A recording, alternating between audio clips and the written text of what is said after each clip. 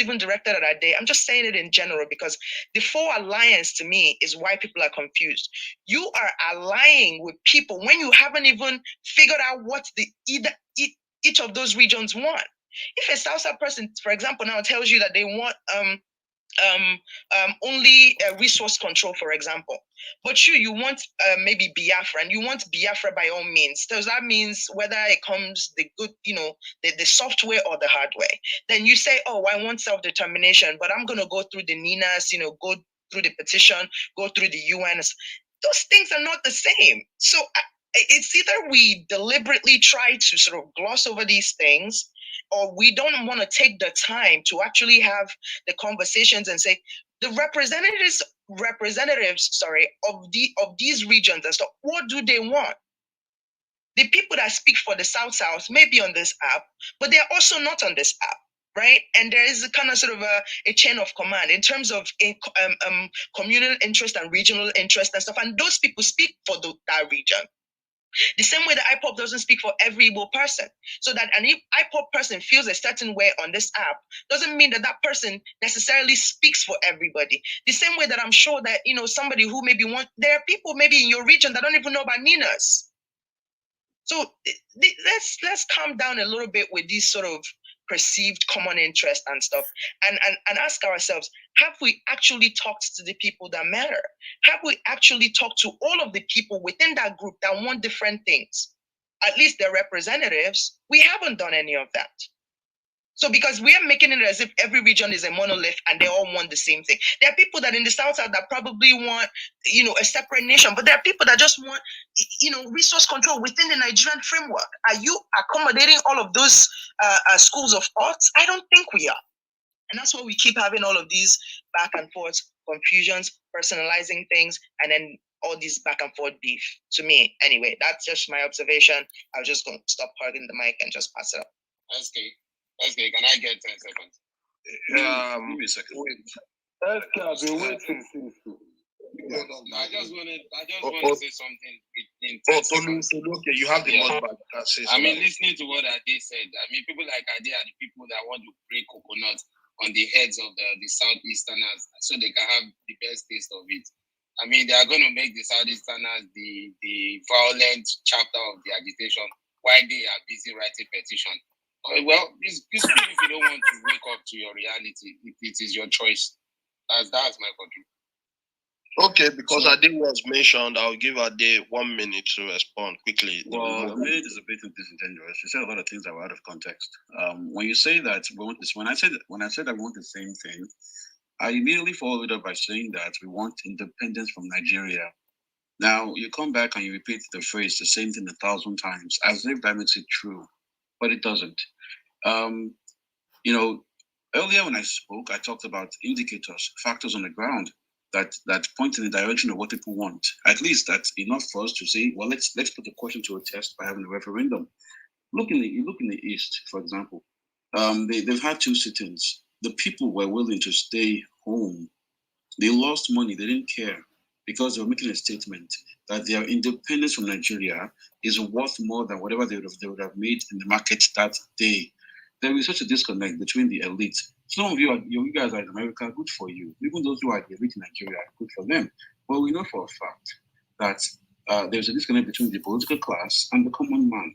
It's a pity that you would come on here and say that these problems don't matter, as if the people don't matter, as if the farmer or the market women don't matter when they speak by staying home to demonstrate themselves.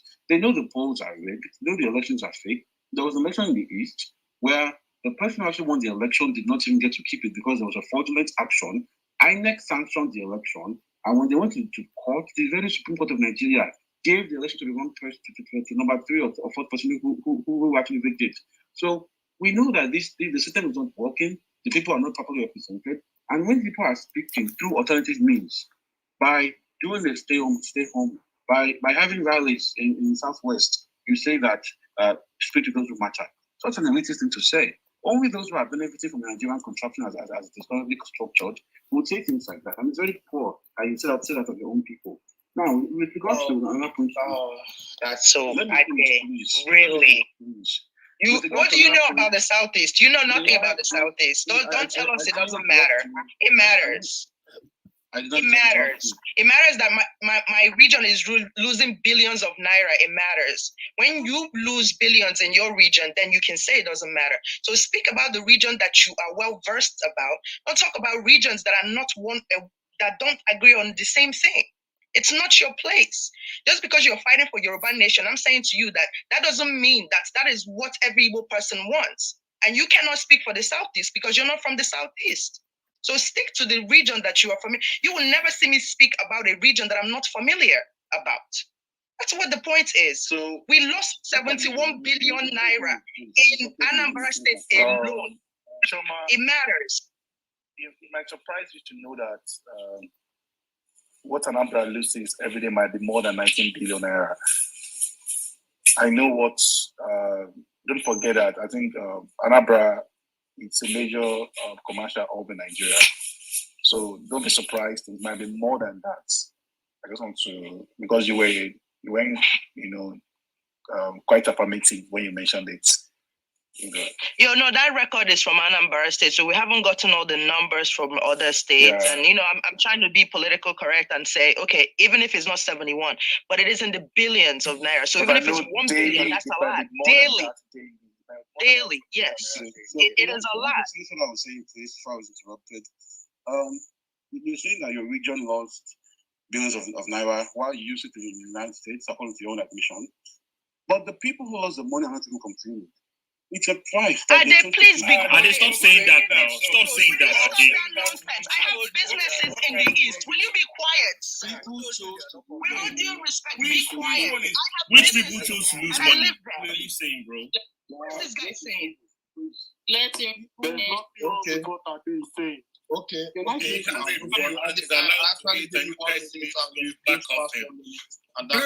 me on the queue, please. Put me on the queue. You've used more than 1 minute to respond. Thank you very much. He didn't actually. You guys interrupted him. He didn't. Can I finish? Yeah. I'm coming back to you. I'm coming back to you. Please mute your mic. Who is that? It's me. That's Symphony. Okay. Well, I mean, it's just 1 minute for a response, and it's used almost. No, you cut him off. You guys, you know what happened. Okay. You cut him off. Okay. That's only fair. Okay. In the spirit of fairness, I'll let you wrap up. Just wrap up what you're talking about, Ade. I'm with. Thank you. In every movement, there comes an economic part of it. There is the civil part, and there is the more militant wing. Within Nigeria, look at Americans. Malcolm X, and you had Martin Luther King. Even in South Africa, you had Mandela and the military wing of the party, of the movement. So in Nigeria, what I've seen is this, a more organic movement. We can do all the pressures we want in the West. We can do everything, all the political moves. No problem. If our Igbo counterparts choose to be to have a wing of their movement that is prepared to defend them by ESN, self-defense is not a crime. There's nothing wrong with that. My point is this: you are angry because the people who chose to stay home and not do business that day. It's not your business. But when people are dying, they get attacked by Fulani, and all you care about is the fact that you lost money. When those who are on the ground did voluntarily, we did not do it voluntarily. Okay, thank you very much. We did it voluntarily. We did not. Thank you. Onyeka, you do not live in the Southeast. You have no idea what's going on. Attorney, thank you very much. I'll move away from this. So now I'll go on the order of PTR. On my order of PTR, I'll take everybody down. Okay, Marvelous, you are close to, you are close. Don't worry, you are close. I've been waiting for almost 5-6 hours. Okay, hold on, guys. Hold on. Can I answer these people and be going, please? Okay, Damilola, because I promise you that I'll give you 1 minute to respond. So just respond in 1 minute. I'll go to the other PTR now. Then I'll take Marvelous after you. Then move to the other PTR. All right, thank you very much. First of all, I want to state it publicly here right now before I go to my submission. I do not block people. I have never blocked anybody, and I hope I will never ever block anybody. Please admins and moderators, when you're putting people down because they blocked anybody, avoid putting me down. Or else I'd just stop coming to you, because I announced it. Don't put me down. I know they block people. Let's be respectful of one another. I respect everybody the way, like, even without anything, I just want to give everybody their respect. So I beg on that respect. Damila, I'm a moderator myself, and I'm okay. Damila, don't take it that way. I'm done with that one. I'm done with that one, and let me go back. Sorry about that. No problem, Chief. No problem. Gaju, me and you we've interacted a couple of times. As a matter of fact, I was supposed to ping you. Message you so that we'll create a room together. I really don't know Ash, so he's still here. Okay, so I want to make the submission. When I said the Northerners are laughing, if you listen to my submission very well, I also said this is the best time to be a Northerner, because people that claim you are their enemy and they are coming together to fight you are fighting amongst each other. It's not that maybe the Northerners are laughing because they are killing their people or not. No, it is a normal statement that anybody makes, like, my enemies are coming together and they are fighting themselves, or divide and rule, divide and conquer, whatever you want to put it in. I hope that has explained what I meant in a simple manner. It's not anything against your region. It's not anything for my region. If anybody knows me very well, I stand for one Nigeria. But I'm also open to listening to other people here. And that is why when one Nigerians are fighting the separationists, I always question them. Why? My question is, why don't you listen to why someone wants to leave? Then bring them to the round table and say, okay, how can I, or how can we be of help that will make peace that you will not have to leave? And that is why you can never see me laugh at non-Nigerians or laugh at separationists. The reason is, at the end of the day, today, 7th of October, 2021, right now, we are all Nigerians. And everybody shouting whether Nigeria or not. If Nigerian passport, you don't have any rights to even talk about Nigeria. If you feel Nigeria is not your country and you have thrown away the Nigerian passport, stay away from Nigerian matters. But as long as you have Nigerian passport, as long as you have some kind of anything benefiting from that country, right now you are still in Nigeria. Escape, I'll still message you. We need to have a quick conversation. I'm not arresting you as I said yesterday. Okay, brother, no problem. God bless you. God bless everybody. All right, thank you very much, Damilala. Thank you very much. Okay, now, should I take the other PTR? I should just let people that want to talk flash their mic so that we can. Okay, if you want to make okay, Marvelous will go now. Yes. Marvelous will go number 1. So if you want to make submission, flash your mic too. Okay, I see Onyeka 2, Big 3, Gadio 4, Anthony 5, Tobere 6, Ibrahim Pavla 7, Prince 8. So Marvin, you can go anytime you want as a moderator. So Marvelous, take it 1 to 8. 1, Marvelous. Thank you very much. Yeah, Prince. Number what are you, Prince? I'm surprised you put me number 8, but it's okay. It was because you were down. Sorry, my Prince. No, I was up. I'm always. Yeah. Okay. I'll give you that royal privilege. Don't worry. Okay, Marvelous. Take it first. Yeah, Prince was up truly. So Prince was up. Prince, I will give you the royal privilege. Marvelous, you can take it. Thank you very much. In my submission today, I will not try any attack, and I would also be patient. I've been patient for a long time, so I would like to drop all my submission all at once.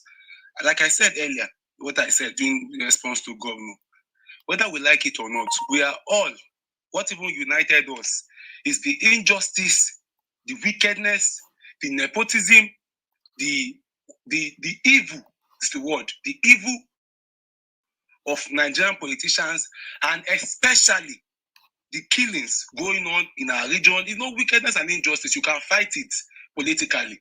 There are political, there are political problems, so you can provide political solutions. You can go to do. But when evil strikes in the guise of Fulani herdsmen, going about killing people from pillar to post, then you know you have to get radical. You have to upgrade your game. It's no longer about talking, about making press conference, about making speeches. It not comes to action. And this is the action that is uniting everybody. Now you can say, oh, do not involve Yoruba people, do not involve the South, do not involve this Igbo, carry your cross, your Biafran cross.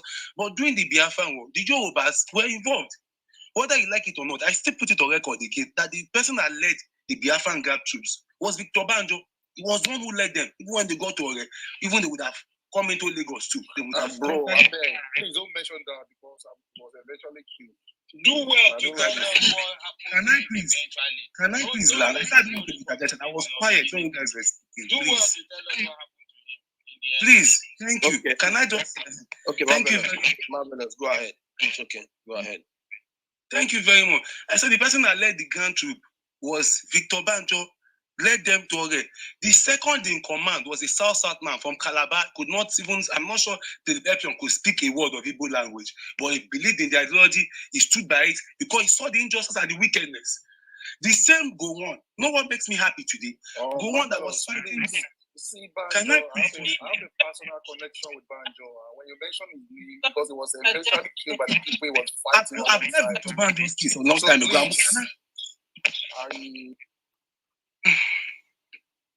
Thank you very much. Like I was saying, let him finish. We can always, respond to him, but let him finish. Thank you very much. And like I said again, Philip F. Young saw the vision, saw the injustice being melted on the Igbo nation, even in the southern part of Nigeria. He stood by. I'm not sure Philip F. Young could speak an Igbo word. I'm not sure he could, but he saw it, stood by Ojukwu, said that this injustice is too much. What makes me happy now is that the go on of all people that fought the war and some people that were blinded to support him doing then. Now, his own state, it's one of the states where they are suffering, that they want that kind of marginalization. Plateau State, they cry in the morning, they were crying today on TVC News. They cry in the morning, cry in the afternoon, cry in the evening, cry in the midnight, that they want to go now. They are middle belts, jokers, comedians. Because what you saw, you must read. I'm just happy. Sometimes I look at it, I say, what goes around truly comes around. And God blessed Kowon with old age. God gave it to him so that he could witness it. In his own time, it could happen and see his own people agitate and cry and go on their knees and beg that they want to leave this country, they want to be middle belts, they don't want to be with the North again. We are tired of them, they are killing us, they are wicked. In a state where they kill almost 100 people in the entire day, has become a killing field. And yet people come and try to be politically correct. People should see the bigger picture. I listened from Mundo, I was calm enough to listen to listen, trying to figure out where the problem was actually coming from. Then I saw that one problem, that where the problem is coming from is that they just hate the person that was saying. Marvelous, please. Are you saying you are happy that the people of Plateau are agitating? Am I saying that? I didn't want to interrupt. Are you saying? Let him round up so we can move on. No, hold on, please. Hold on. No, SK. I find it problematic. No. Happy that they are getting. Awal, mute your mic, please. Awal, mute your mic. Guys, mute your mics. There has to be an intervention. Marvelous, you cannot come on a stage and spew the nonsense that you just spewed here. How can you say you're happy that XYZ is happening in the middle belt? Like, are you using your brain to think, or what is going on here? How can you say that? How can you say that? And then you also say, one second, and then you say that Victor Banjo, Yorubas were involved in the. What was he fighting for Yoruba people? Like like this is the part that is confusing. Biafran soldiers, led by whoever they used, invaded the Midwest. That is fact. Stop trying to rewrite history as if it was Yorubas who did it on behalf of Biafrans. Please, don't do that. And the same man, was he not executed by the same people? So don't come here and rewrite history and try and take people's pain and try and clown it around. I'm happy. I'm really happy it's happening now. Those are human beings that are dying, but you're very happy that they're dying. I mean, that sounds sick to me. SK, please. Can I now? Let me respond to Marvelous. See, Marvelous, please wait. SK, please wait. Marvelous, the thing is, you are opening a wound. I mean, by mentioning Banjo. This same Banjo was fighting alongside, he fought alongside Biafra. He fought for Ojukwu, but he was killed, falsely accused. Up till now, we're asking for, I have a personal connection with him.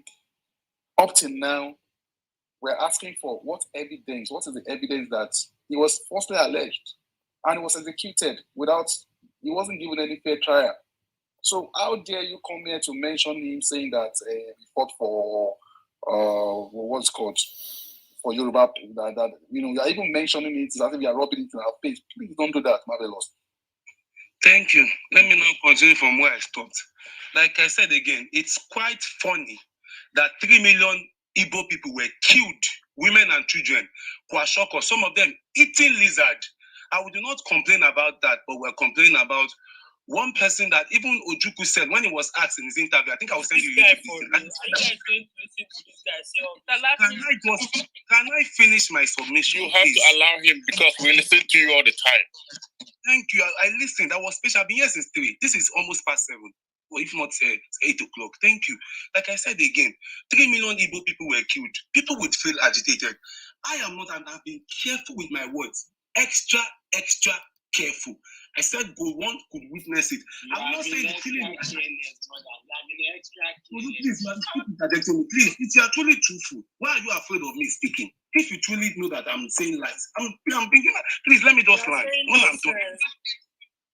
Thank you. Like I said again. Hey, hold on. Hold on. Let Marvelous speak. Marvelous, you have 1 minute to wrap up. Thank you.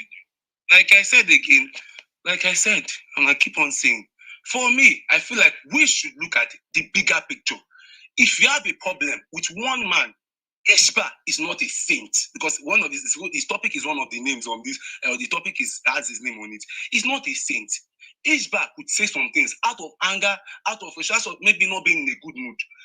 Remove the messenger and look at the message. The message is that, because I've seen Ishba in many rooms, and he always says that he might have goofed, he said some things that were not right. But me, I look at the bigger picture and what is uniting us. Because I've seen some people tweet that they call themselves freedom fighters on this app. They claim to be, that's the reason why I avoided political rooms. The SK said it to a lot of people, because you are Yoruba nation in the morning, you are a politician in the night. Liars, deceivers, you gaslight people. You have your day. One day I will expose you guys, but today is not your day. Today is the day of speaking about this topic. So you will have your day very soon. And like I'm saying again, for me, I feel like we should look at the bigger picture. The killing that is going on. How can we end it? Whether we like it or not, if you check Niger Delta has 9 states. 9 states, when you check it, 9 states, 6 from the south, 2 from the southeast, 1 from the southwest. That's what makes up the Niger Delta state. Imo and Abia state from the southeast.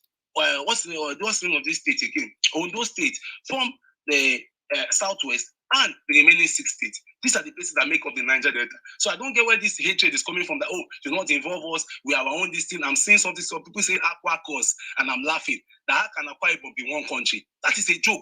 Let's first focus on the bigger picture. Let's focus on reality first. That's what I want us to focus on now. I'm not trying to bring in this thing. Some people even join it. Some people trying to be bitter about it, even adding feminists. I say, what does feminists have to do with this discussion? Let's be serious for once. Let's just be serious. That's why I'm even tired of joining political rooms these days, because I don't know who is truthful. If you look at my PTR, you see it there. I don't know who to believe anymore. Because people that I look up to in high pedestrianism, they will come and put tribalism in religion, put tribalism in the topic, put religion in the topic, say a lot of instigating things.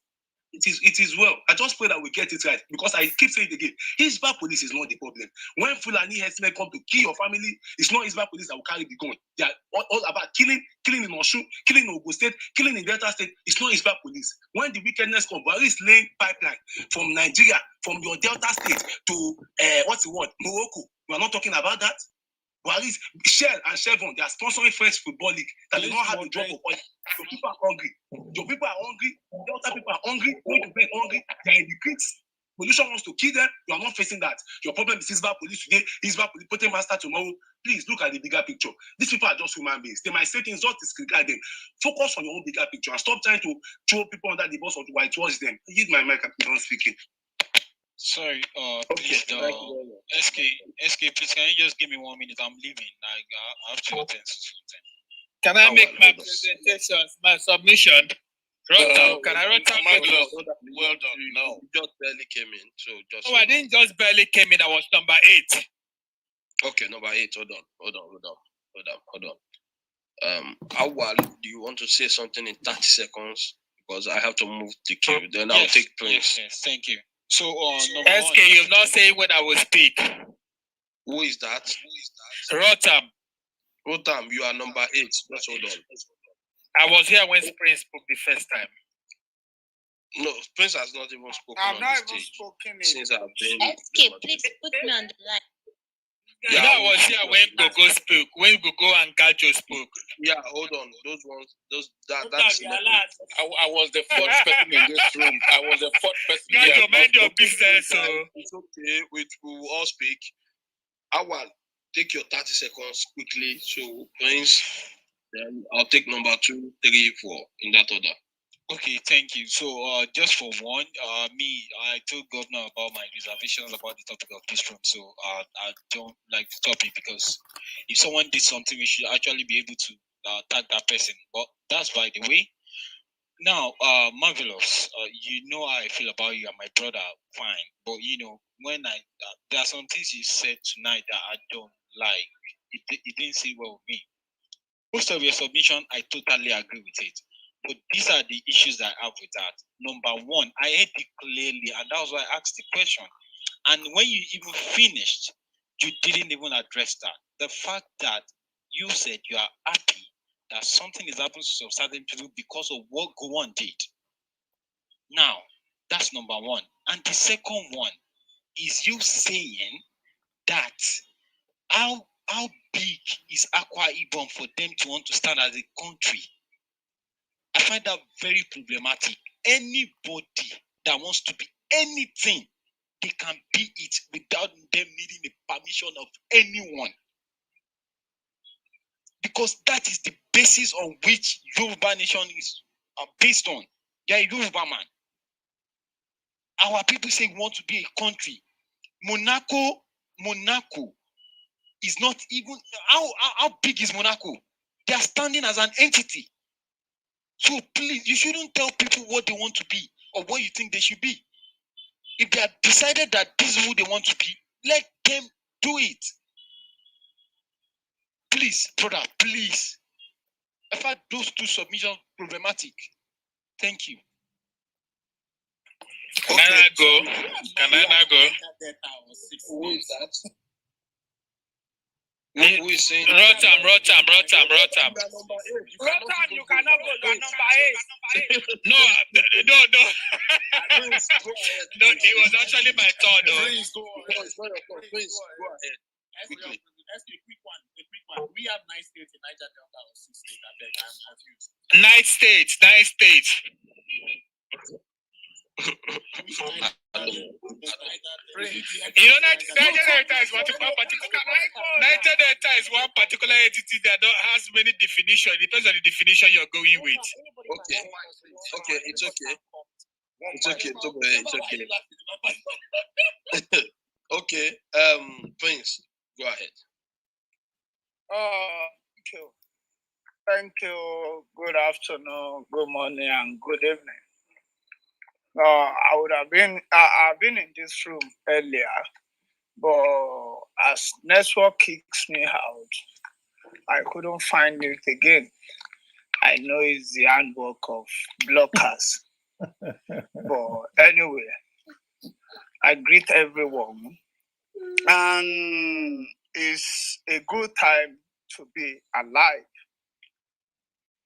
A day like this, where people see fake alliance and how they are being used by elements of IPOC like Ikoro just to spread their popularity.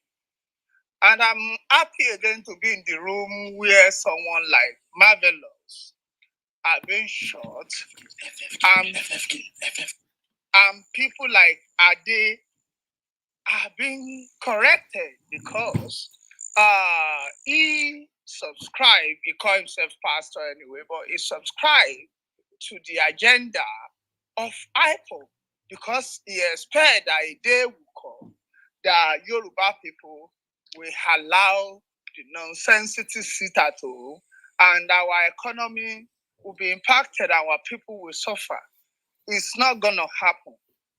It's not going to happen because that's why I thank everyone that are agitating but want to be moderate about this, bring issues out. That's why people like Marvelous that has claimed origin on this app, like Yoruba Nation, Igbo Nation, Odudua Nation, Ipere Nation, Agugi Nation, any nation Marvelous has claimed. But they've seen today that he's just claiming that nation just to form alliance and be able to sell his rhetoric. And you can hear it in his voice today, the pain, the anger, the disappointment he found in people being truthful to themselves.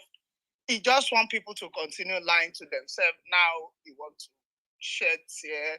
I almost shed tear for him because he's a crocodile tear I was going to share anyway. Because I know the day will come. Because people are too peaceful for all this rhetoric. And you just bring a map. You put Niger Delta people on that map and you expect them not to be angry. You are a joker. You are a joker. And if you know how joker do in a weird green or blue, sometimes just to be a crazy motherfucker. So you are a joker. They will be angry. Fight your cause. Leave other people to fight their cause the way they choose to be. And when Ade said people will lose economically, on what? You are not giving people any roadmap. You are not giving people where you are going. And you expect people to just sacrifice billions of naira every Monday. It's not going to happen.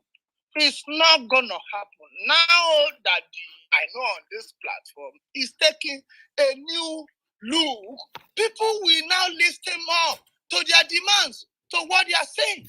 Not a room that people are running based on it, based on their personal goal and all that. So it's time to map out. Everybody have been screaming about people like Ikoro for a very long time on this app. Someone like me, I've screamed so many times on this app. Ikoro, you cannot be mad at the same time and be biting every tree, every humanity, every sound you see.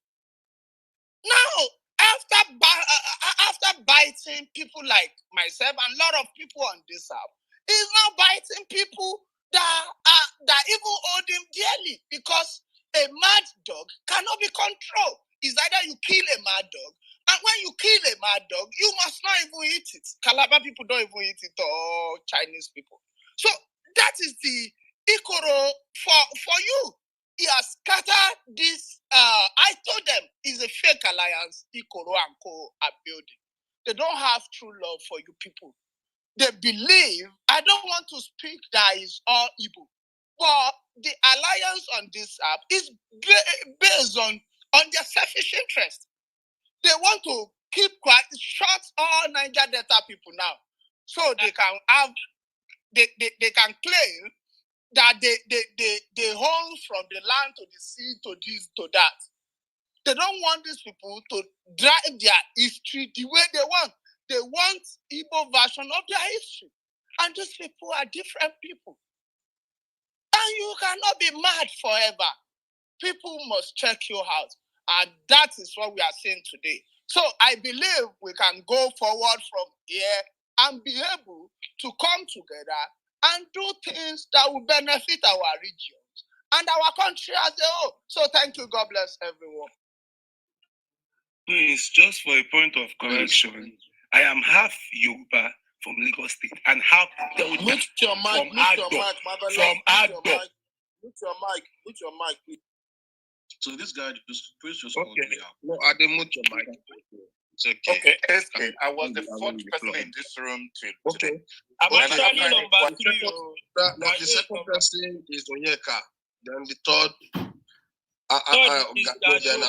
No, I think you guys have been very disrespectful. This is not fair. I know when I came into the exactly, and the Kajo is speaking the second time here. And you keep shutting me up. We that we've not spoken, allow us to speak, yeah, please. We'll give you a number, so go by the number that we give you. So, Onyeka, please go ahead. Thank you. Thank you so much. I mean, opinions are opinion. The facts are there. Your opinion is your personal opinion, and you cannot impose it on a group of people or persons. Anybody saying that they sit at home in the Southeast, that we are doing it willingly, and that we like it, and that we are complaining, you are a terrorist. That is the reality, and I would not apologize for this. You can come for me. After all, yesterday, Ron called me Igbo, Fulani, whatever that thing means. We are not in support of the terrorism happening in my homeland, and we will never be. We are not crazy people. I am from Anambra State. Anambra State has the lowest unemployment at 14.8%. Anambra State has the lowest underemployment at 17.3%. These are numbers coming from the Nigerian government. It is not my numbers. What am I trying to say? We are busy people. We are progressive. We are hardworking. And we don't subscribe to violence and terrorism. So anybody coming up here to say that, oh, we like what is going on, we are this, we can sacrifice. What useless sacrifice are you talking about? The people that are killing people in my homeland are not Fulani people. They are IPOB terrorists of Igbo origin. They are all Igbo people. The silly narratives of trying to say, oh, it is DSS, it will not fly, and it is not going to fly. We will continue to speak against terrorism. We will continue to push back at terrorists and their sympathizers and supporters. Be you Yoruba, be you Hausa, be you Igbo, be you wherever you're coming from. Once you support what is going on in my homeland, you are a terrorist and must be called out. We don't operate that way, and we will never operate that way. Are there things that are happening in Nigeria that people must complain and deserve to be listening to? Yes. Are there ways to go about the issues that you raise when you speak? Yes. But does it involve forcing people to sit at home every Monday, killing people to achieve your goals? We will call you out. You don't come up on stage to say things that are not rooted in any reality. The first time I was able to move the needle in my interactions with my people that are members of IPOB was when the sit at home started affecting them. It is affecting everybody. They now say things like, oh, but this is not the way to go about it. They are now realizing what we have been trying to point out. And like I said, my people are hardworking. We will continue to be hardworking. We don't do things this way. Speaking to the topic of the room, the man that was mentioned on the title of the room. For some reason, I wouldn't want to. We all have heard him speak. He is someone that spreads hate. He spreads hate. His narratives are not rooted in any reality. His narratives and the mad dog that they call Nnamdi Kanu, their narratives are based on hate. It's the classical definition of hate speech. And when you think that you have an alliance with the Yorubas, I laugh and I smile. Prince is my friend. Prince wants the emperor of the Southwest to be president of Nigeria. I don't. I want the president of the Nigeria to come from the Southeast, a competent person that will provide leadership. That is already a big difference. And it matters more than all these your hate speech filled narratives that you're trying to point at this person, point at that person.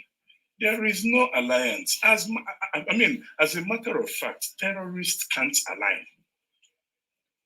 That is the reality. Criminality has no direction. Today, they would agree on this. Tomorrow, another. That is the way terrorists and criminals operate. So speaking politically, there is not yet any alliance. Yeah, in the South is unanimous in the agreement that power has to shift to the South. And that is it. Within the South, have we agreed amongst ourselves that it has to go to the Southeast? I believe it is the turn of the Southeast. It is my view. Another person would equally have a different viewpoint. It is the person's view. That is already a channel of disagreement. So what kind of alliance are you talking about? Alliance that is based on burning down my homeland, killing people in my homeland in your quest to get your Igbo nation that is not viable. The Niger Delta has made it very clear, and rightly so, that they are not interested in your Biafran narrative. It does not exist. So what you are talking about is Igbo nation. I am an Igbo man and I don't support it, and I would never support it, because I know that a restructured Nigeria is the path for prosperity for all Nigerians. Thank you. Thank you, Oyeka. Who is next? Oyeka, me too. I support Southeast president. Okay. Anthony, because you've been here for a while, I'll take you. Are you there? Anthony? So, Anthony, not. Come later and be shouting. Okay. Gajo.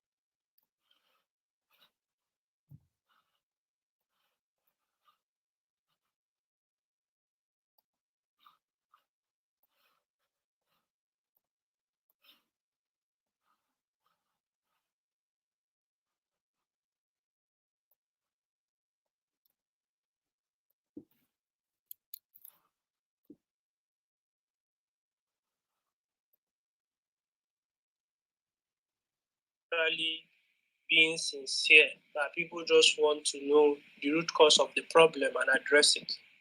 But having been speaking on Clubhouse for the last 2 months and 2 months and a half, I've come to realize that actually people just want you to talk so that they can respond, and then somebody will talk, and it will be a back and forth. And in the end, they are fixed on the narrative that they are trying to pursue, and they have no interest of learning. That's majority of people, especially you that made mention of that. If you want to call headsmen terrorists, you can call them headsmen terrorists. Using a tribe to qualify them is actually the problem. Buhari being president, I as a Fulani man, that has not added anything to my being, to myself, or to what I stand for. Similarly for many other people that are from the north. But when you come here, you want to drag Buhari, somebody you have voted for, somebody in your family has voted for, or your colleagues or your friends, and you decide to remove him from the politician whom has come together with other tribes to clinch the number one position in Nigeria politically. You decide to go back to his tribe and blame us for all the things he's doing. That is where you would see a pushback. But for me to ask you to be fair or nice, as much as you've demonstrated your lack of ability to be those things, that's how you have demonstrated your lack of ability to build any nation you are trying to build. Because I do not see someone who cannot distinguish between these two things we are trying to say all this while being able to build any better nation than the Nigeria we have. In fact, the Nigeria we have is better than the world you guys are trying to build. Assume Clubhouse is the world you are trying to build. Can you see how chaotic you've made it? Imagine a country where you people are the decision makers. So, I'm not telling you to change, or continue your narrative, but for everyone abuse, for everyone dragging, for everyone call out, expect 10 more in return. So, I think at that point, I've addressed that issue. Whatever you want to call the Fulani people, if you want to, just like you always have, you don't even say Fulani headsmen terrorist, you just say Fulani terrorist all the time. Whatever you want to do. In 2023, Buhari will not be president again. Another person, most likely from another tribe or wherever, would be president. And would see if actually there is a propaganda, like you said, or there is any Islamization goal, like most people are trying to push or whatnot. Otherwise, I think I'll just let you guys do whatever you want. But just take note of this thing. For every time you drag my tribe, I'll drag you 10 times. Because I'm from my tribe. I'm not a politician, and I don't care about their politics and what they do. So that should be established. And very importantly, and Buhari's presidency has not added any value to my life. In fact, it has taken more from it. So whatever you like, go and say. And lastly, and most importantly, there are a group of people that believe that in order to get one of those nations that they want, which you belong to, they have to first carry out a genocide against the Fulani people. It is why you incite hate against us. It is why you blame us for every evil on the face of the earth. It is why you believe that we are every problem that has ever afflicted every part of West Africa with your lies and bigotry and whatnot. So, take note of this thing. We are not Jews that would go to concentration camp with our tails between our legs. And we are neither Hutus or Tutsis that they did genocide on in Rwanda. Anybody that thinks that he wants to kill all of us so that he can get the country he wants should please bring it on. I yield.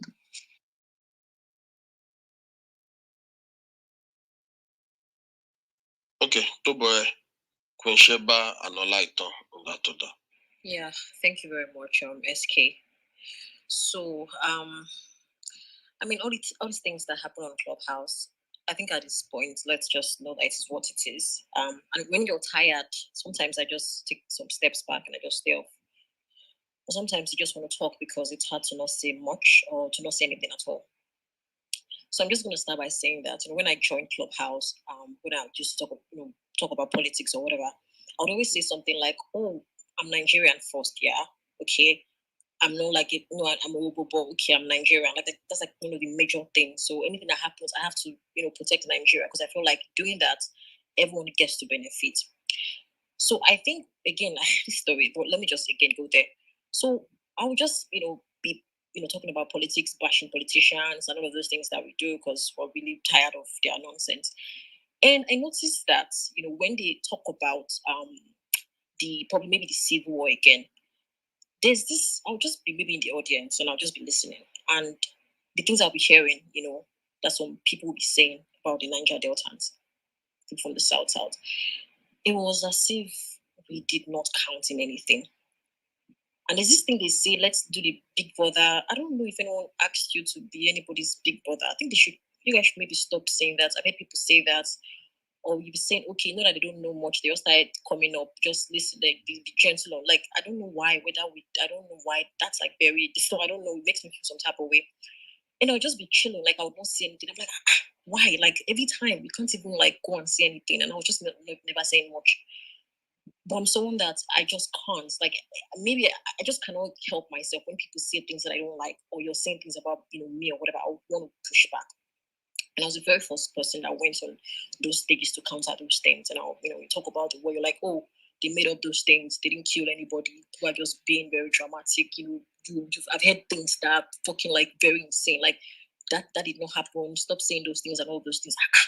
I'm like, how did you just disregard someone's history? How did you disrespect like something that we have been told, something that we've actually been reading on, and you come and say that did not happen? So I'm just trying to paint how this whole thing started. And these are some people doing this on Clubhouse.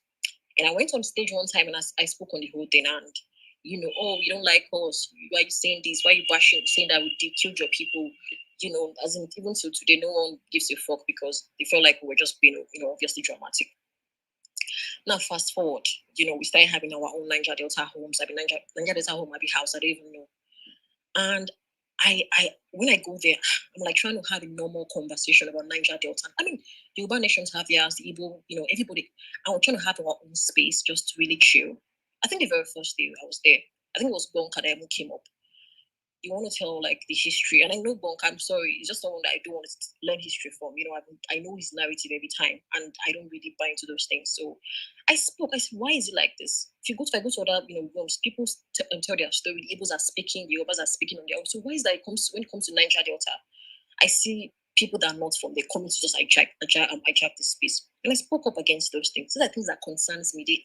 The fact that people feel like we do not matter on this app or even anywhere out there. So anything you tell people, you'll be like, oh. Now the room we had, I think they opened one, to counter what we said that we're being hateful and everything. I mean, I think it was, I don't know, the day before yesterday, because yesterday's own, I didn't really go there to speak because I was obviously just really tired.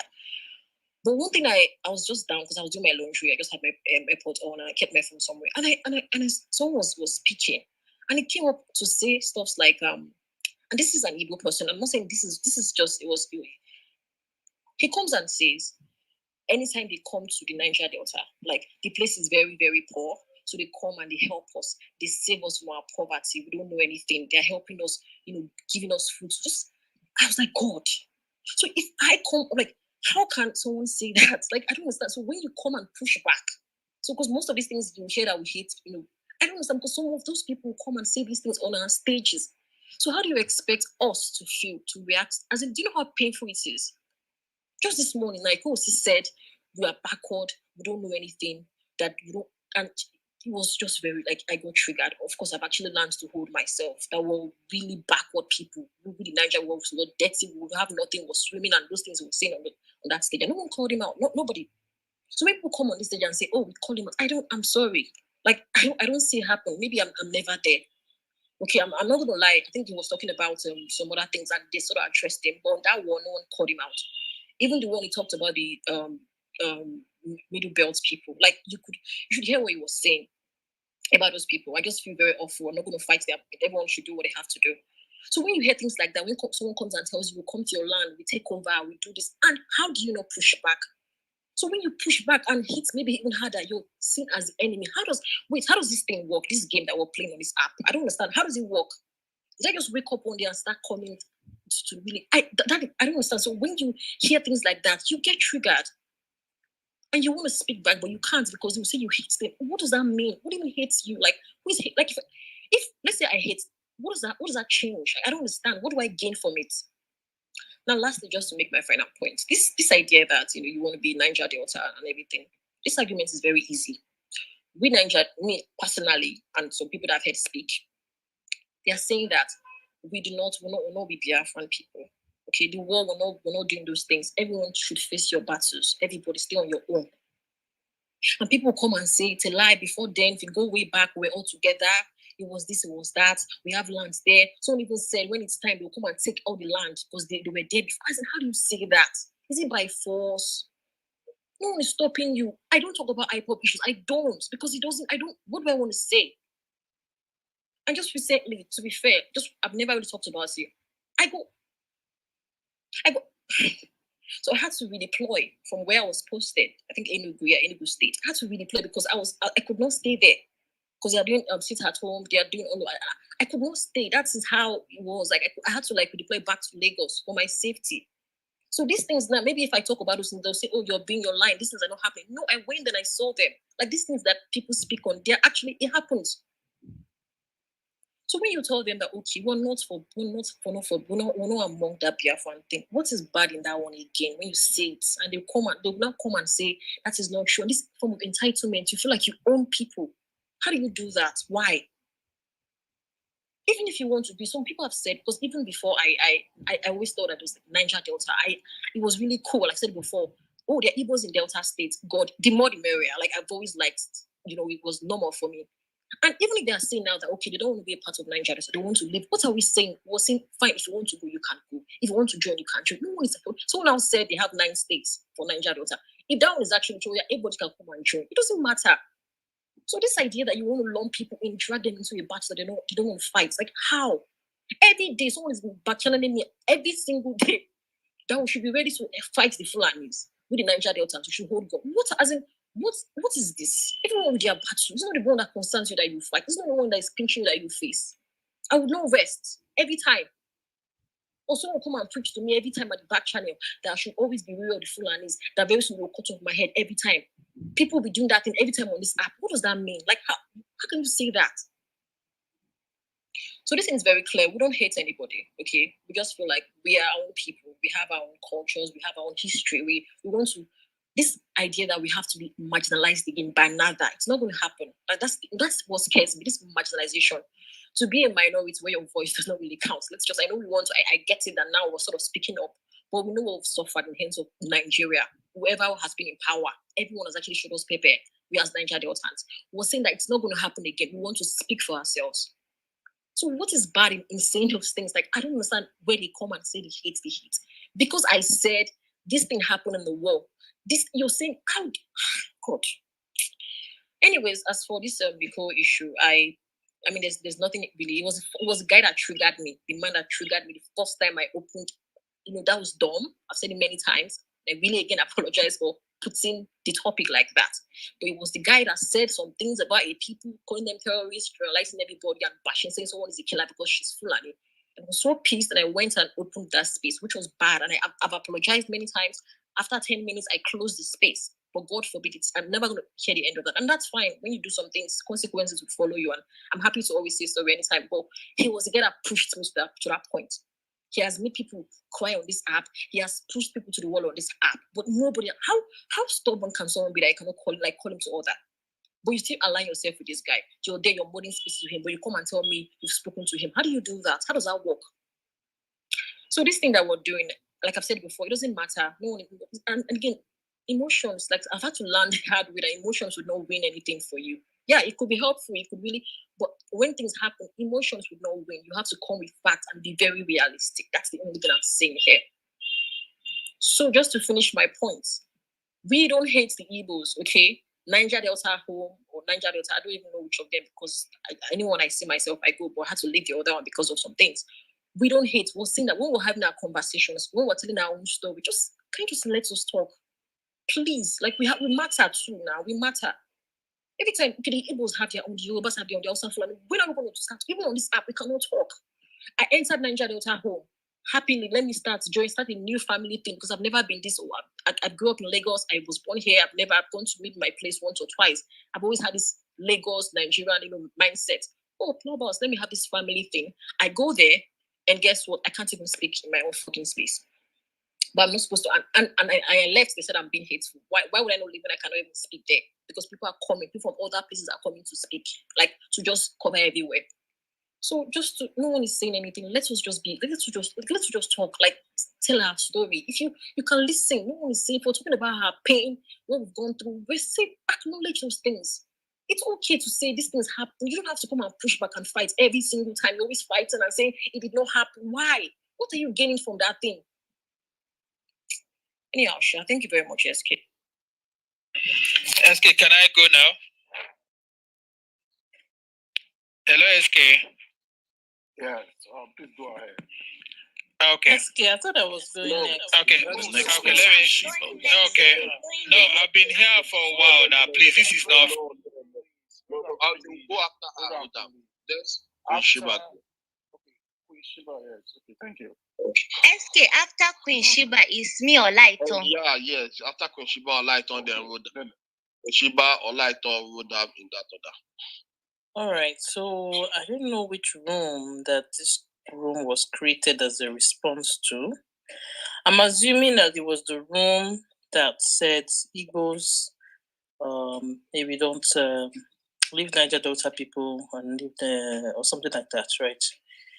That room was created by someone called IK, and that is a response to some hate that has been going on in this clubhouse. Chief, please, can you just mute, because I'm just hearing myself. That has been going on in this clubhouse against the Igbos. So I don't understand this title. Igbos, don't involve yourself with Yoruba and South-South. What do you mean South-South? If you PTR my profile, you will see Igbo land. And you will see on the other side of the river, you have Igbos there. So some people, for some reason, think that South-South does not have Igbos. Sorry to disappoint you. This title doesn't make sense because we have Igbos in South-South. And that's where I'm from. Proudly. Even though I know a lot of people who have back-channeled me, and they are here on this stage. You know yourself. I think she has, I don't know who, let me not mention names. We are Igbo. We will not change our identity for you.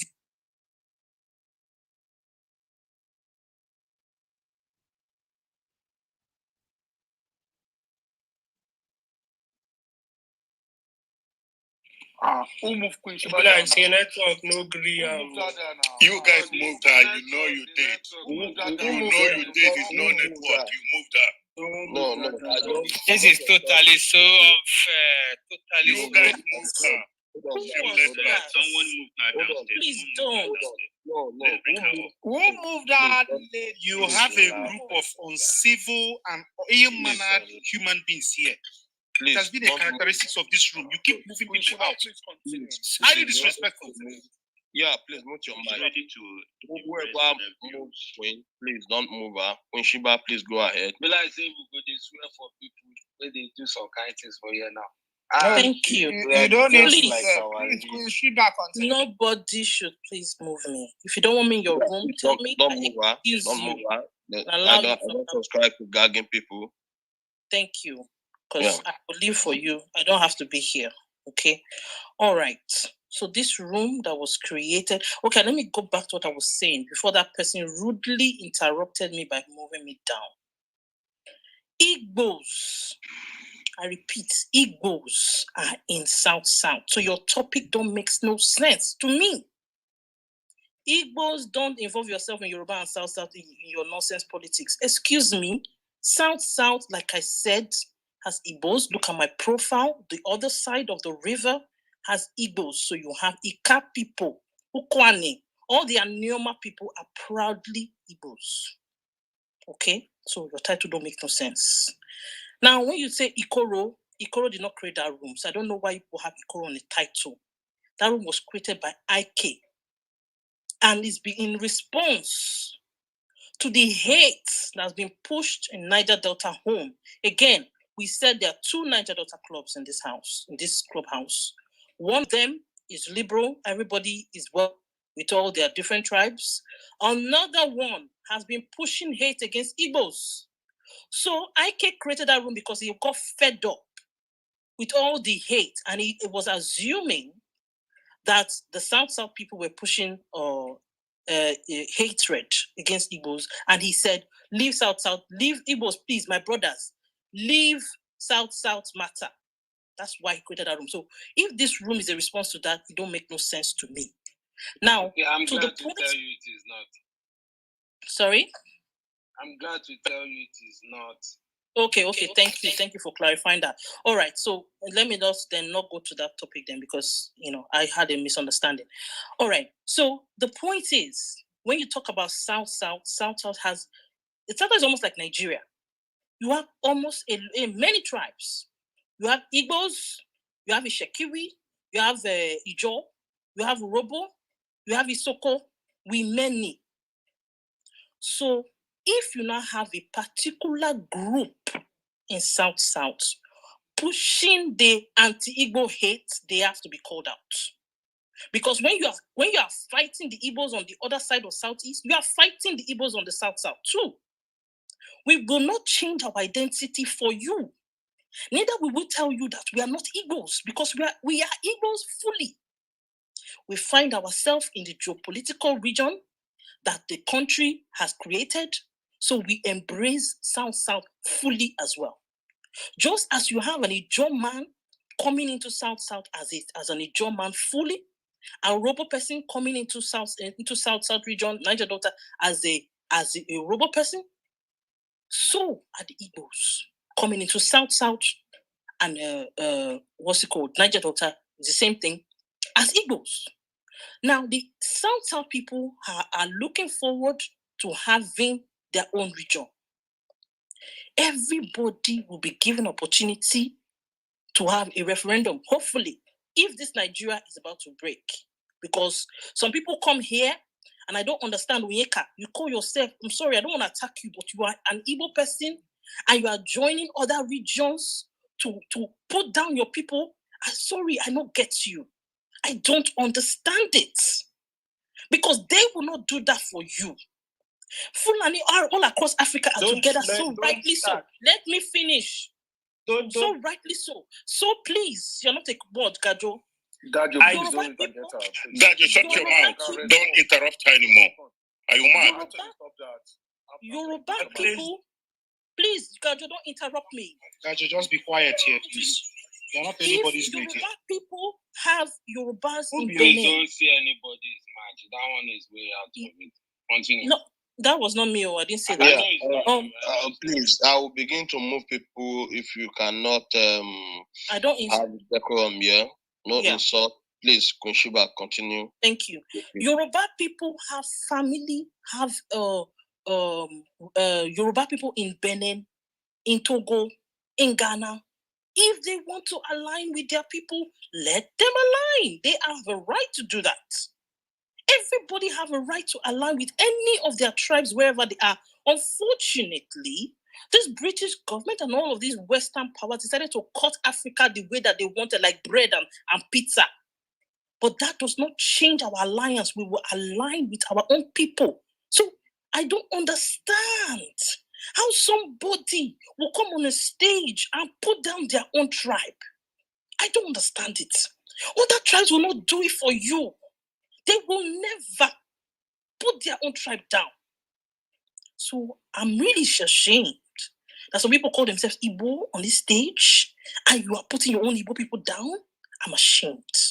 Anyway, to my point, I am from South. I am an Igbo person that is caught into the South region. So when you say Igbos don't involve South people, you have a misleading topic. Well, I land my points on the thing is we are free to exist, and the way that we have lived for centuries, for thousands of years. You see that part of my region that is on the other side, we have been there thousands of years. So nobody on this clubhouse will come and tell us otherwise. And because this government has cut us into South, we will still embrace our region with our full chest, just as we embrace our ethnicity with our full chest. Thank you. Okay, for the record, thank you very much, Queen Sheba. You did an absolute job, and I support the movement. God bless you, my sister. Okay. And SK, you can have the mic. For the record, Anthony, I called you several times. You were probably busy then, so you couldn't, talk then. That's okay. That's all right. Called you already, but I would let you go after Olaito. No, but SK, you said I would go after Olaito. That's not fair now. Olaito, please take the mic then. SK, please put my name to Thank you very much. Okay. When I saw some people on this platform that are holding the moderator mic, I couldn't expect less. What happened to Queen Sheba? And Queen Sheba, I think that was a very excellent submission. I was on this clubhouse day before yesterday. I was particularly in this club or room or whatever, and there was a lady called Nafisa that was, I think, a moderator in this room, and we were there. We were following the PTR order, and all of a sudden there was this guy that was interjecting, and he was talking. He was laying curses on Bonka, and he was insulting. I do not says, and I feel like if you have something else, like okay, somebody have said something and it does not set well with you, you can also be, you can also talk about history also. So when they are giving like privileges, because there is no doubt that this room is about, giving privileges to some people, some certain set of people. When you're giving privileges, to people to insult people, and when those people that they are insulting want to talk back, and because it's just human, nobody will just fold their arms and then allow a fellow human being to insult them. And then to some, I was actually pointing out to that lady that, look, this guy has been cursing, he has been disrupting and saying a lot of things, and you're quiet about this. It came to a point whereby the lady was shouting on me, and I actually just had to face her back, because this place is not your father's house, and this place is not owned by Nigerian government. So everybody has a right to say what they believe in. When you come to this room, they have, you don't have to just say it and write it that, oh, you're for one Nigeria or something, before people actually know that this is what you're for. When politicians come to this room and say, oh, I wanted to shed crocodile tears, you've been shedding crocodile tears. And I'm not calling any name. Crocodile tears. You've been shedding pretentious tears. And it's just quite unfortunate, because we don't have we have shameless people in disguise of leaders in the country called Nigeria. And when somebody else comes and say that, oh, my tribe is this, is that, if you want to come against my tribe, we are ready for you. That person actually made a threat. Why don't you tell your tribe to stop impersonating other people's land? It's as simple as that. And when some people come, oh, the people that are talking about IPOP, and they are, supporting IPOP, and they are just, supporting the cause and everything, they are terrorists, and we need to call them out. Oh, guess what? You're supposed to call yourself out. You want to call other people out. Mr. Man, look at yourself in the mirror before you come and point fingers at anybody here. This whole separatist thing, it is a bet of bad governance. People, it's just like we kept on pretending, like our forefathers kept on pretending that there was actually going to be something called Nigeria, and then they expect that this country is going to flourish. A country that was created out of it. It's just like when you start a business. Nigeria was a business to the British, and it's still a business to the British, unfortunately. So when you come here and come and you want to come and start telling people, oh, I'm an elite, I have this, I have that, I know this politician and I know that politician, and you just want to come here and come and bash, the people that are actually talking about referendum, and trying to make them look like, oh, they are they are the worst thing after Satan. It just surprised me, honestly. It surprised me that you allow people to come out and come and criticize other people, and come and tell them that, oh no, this is what you should say, this is what you should not say. Who are you to tell people that this is what they should say? And even on this clubhouse, In fact, I'm unapologetic about this. On this clubhouse, this is not where the real thing happens. It happens in the streets. It happens with every market woman, every mechanic, every workshop that you go. That is where the real hustle is. That is where the people are. Have you gone there to talk to people and know their plight and know how they are suffering? Sometimes some people just feel like, oh, it's all about the natural resources, and I am not interested in talking about anybody's region. I am proudly Yoruba, and I'll come out and stand out wherever I am in this world to say that I am a Yoruba woman to the core, and I am Yoruba first before I identify as an African, because I don't even believe in Niger area. I don't believe in that. This is they just found out that what is even the meaning of Nigeria? What is the meaning? And somebody will be proud to come out and be like, oh, I'm a proud nigger. I'm a proud nigger. I come from the nigger area and I'm proud of that. So please let us try to know our history. Don't shut people down. Don't shut people up, because you have opportunity to mix with some politicians on Clubhouse, and probably they promise you, some things or something, and you just feel like, oh, you can come and play the pity party and try to come and play the innocent card. Somebody that is has come on. Please let me finish. I'll soon be done now and just get out of this room. Somebody on this platform has come and to talk about something, saying that the Fulani people had once raped the Igbo women. The person is on this place, and that person said that thing. I think it triggered a lot of people, but they did not come here and come and open rooms for those kind of person. They did not come and open a room. They come and open a room for Ikoro. But guess what? I just think that you people are making Ikoro stronger. You are pushing his name higher. Somebody in this club, and he knows himself. You know yourself. You came to say that the Igbos that are fair people are as a result of Fulani people during Biafra war, that they went to their houses and the Fulani people raped the Igbo people. And that is why the Igbo people are fair. That is what you said. You know yourself. You know yourself. And you guys did not open your room. You did not open your room to come and talk about these people. So you come and talk about, well, I just think, you are just making Ikoro to feel more powerful and more grease to your elbow. I just know that the truth will surely prevail. Whether it's 5 years, 10 years from now, I know that the truth will prevail. That's all. I yield my mic. Okay, can I go? Please, one mic, everybody. Can I go? One mic. Please, I want to respond to my Yoruba sister. Please indulge me. Let me use that mod privilege. I don't normally do this, but let me respond to my Yoruba sister.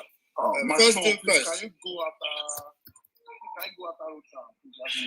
Please. Okay, let me go after.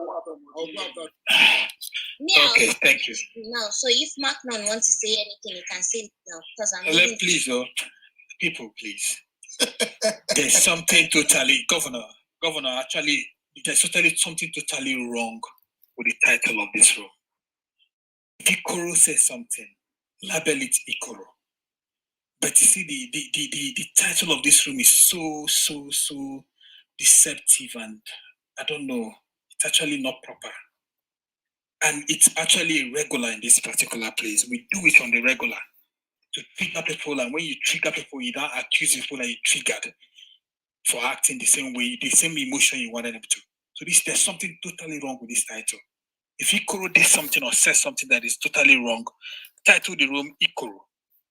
But to say Igbo people don't involve yourself, Yorubas and some people in your nonsense politics, Ikoro.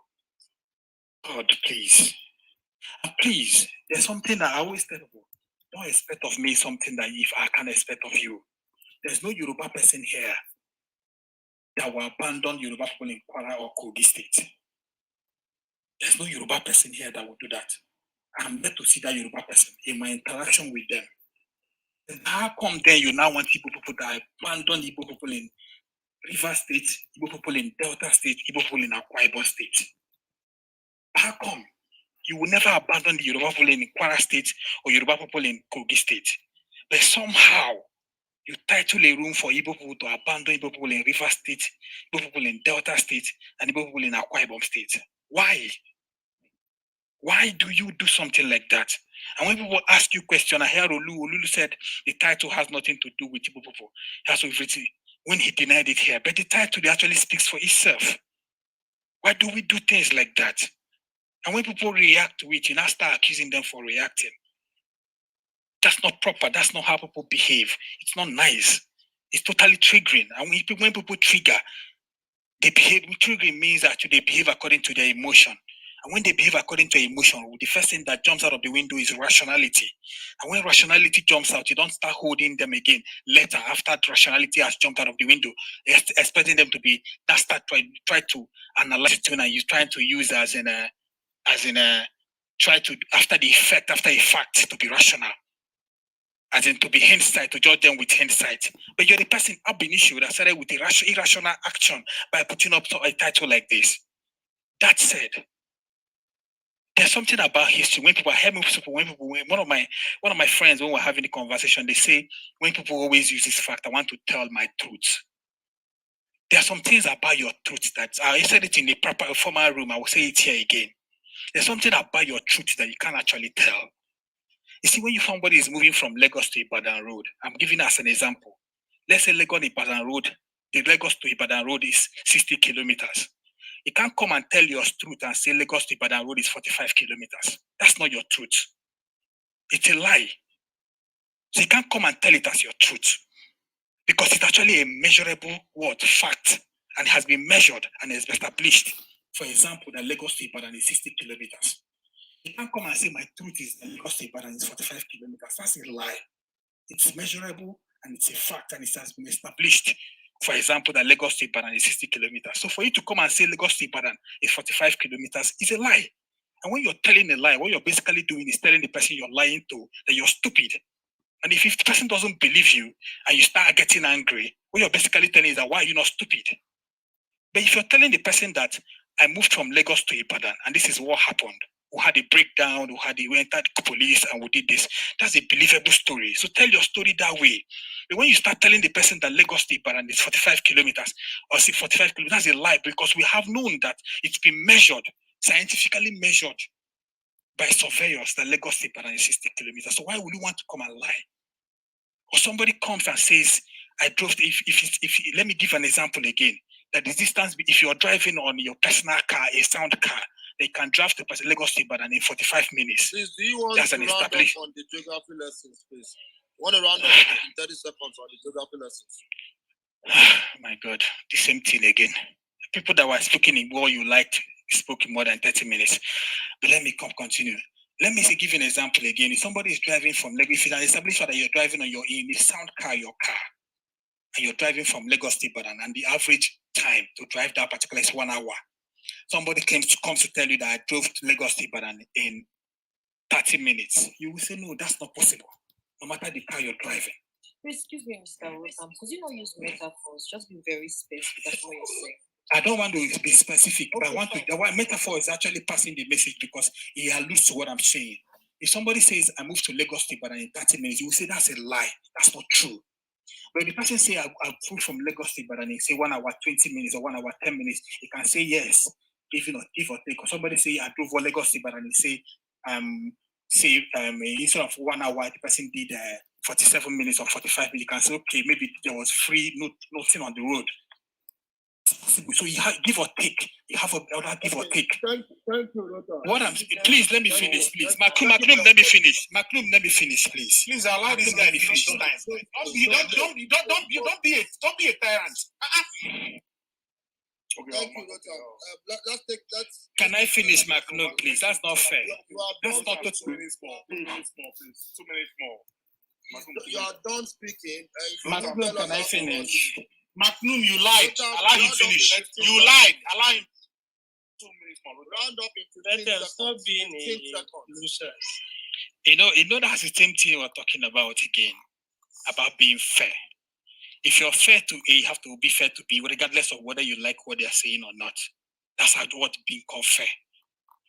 So if you can actually give some other person to talk in 4 or 5 minutes, and you can't give me that time because you don't like what I'm saying, you're not actually not being fair. And you don't expect other people to be fair to you. That's how the world functions. But please, guys, the thing is this. If you can, a Yoruba person can't give up. You spoke for 8 minutes. Hold on. I've not spoken for 8 minutes. I'm watching the time as you're watching it. I'm watching the time as you're watching the time. And you're interacting with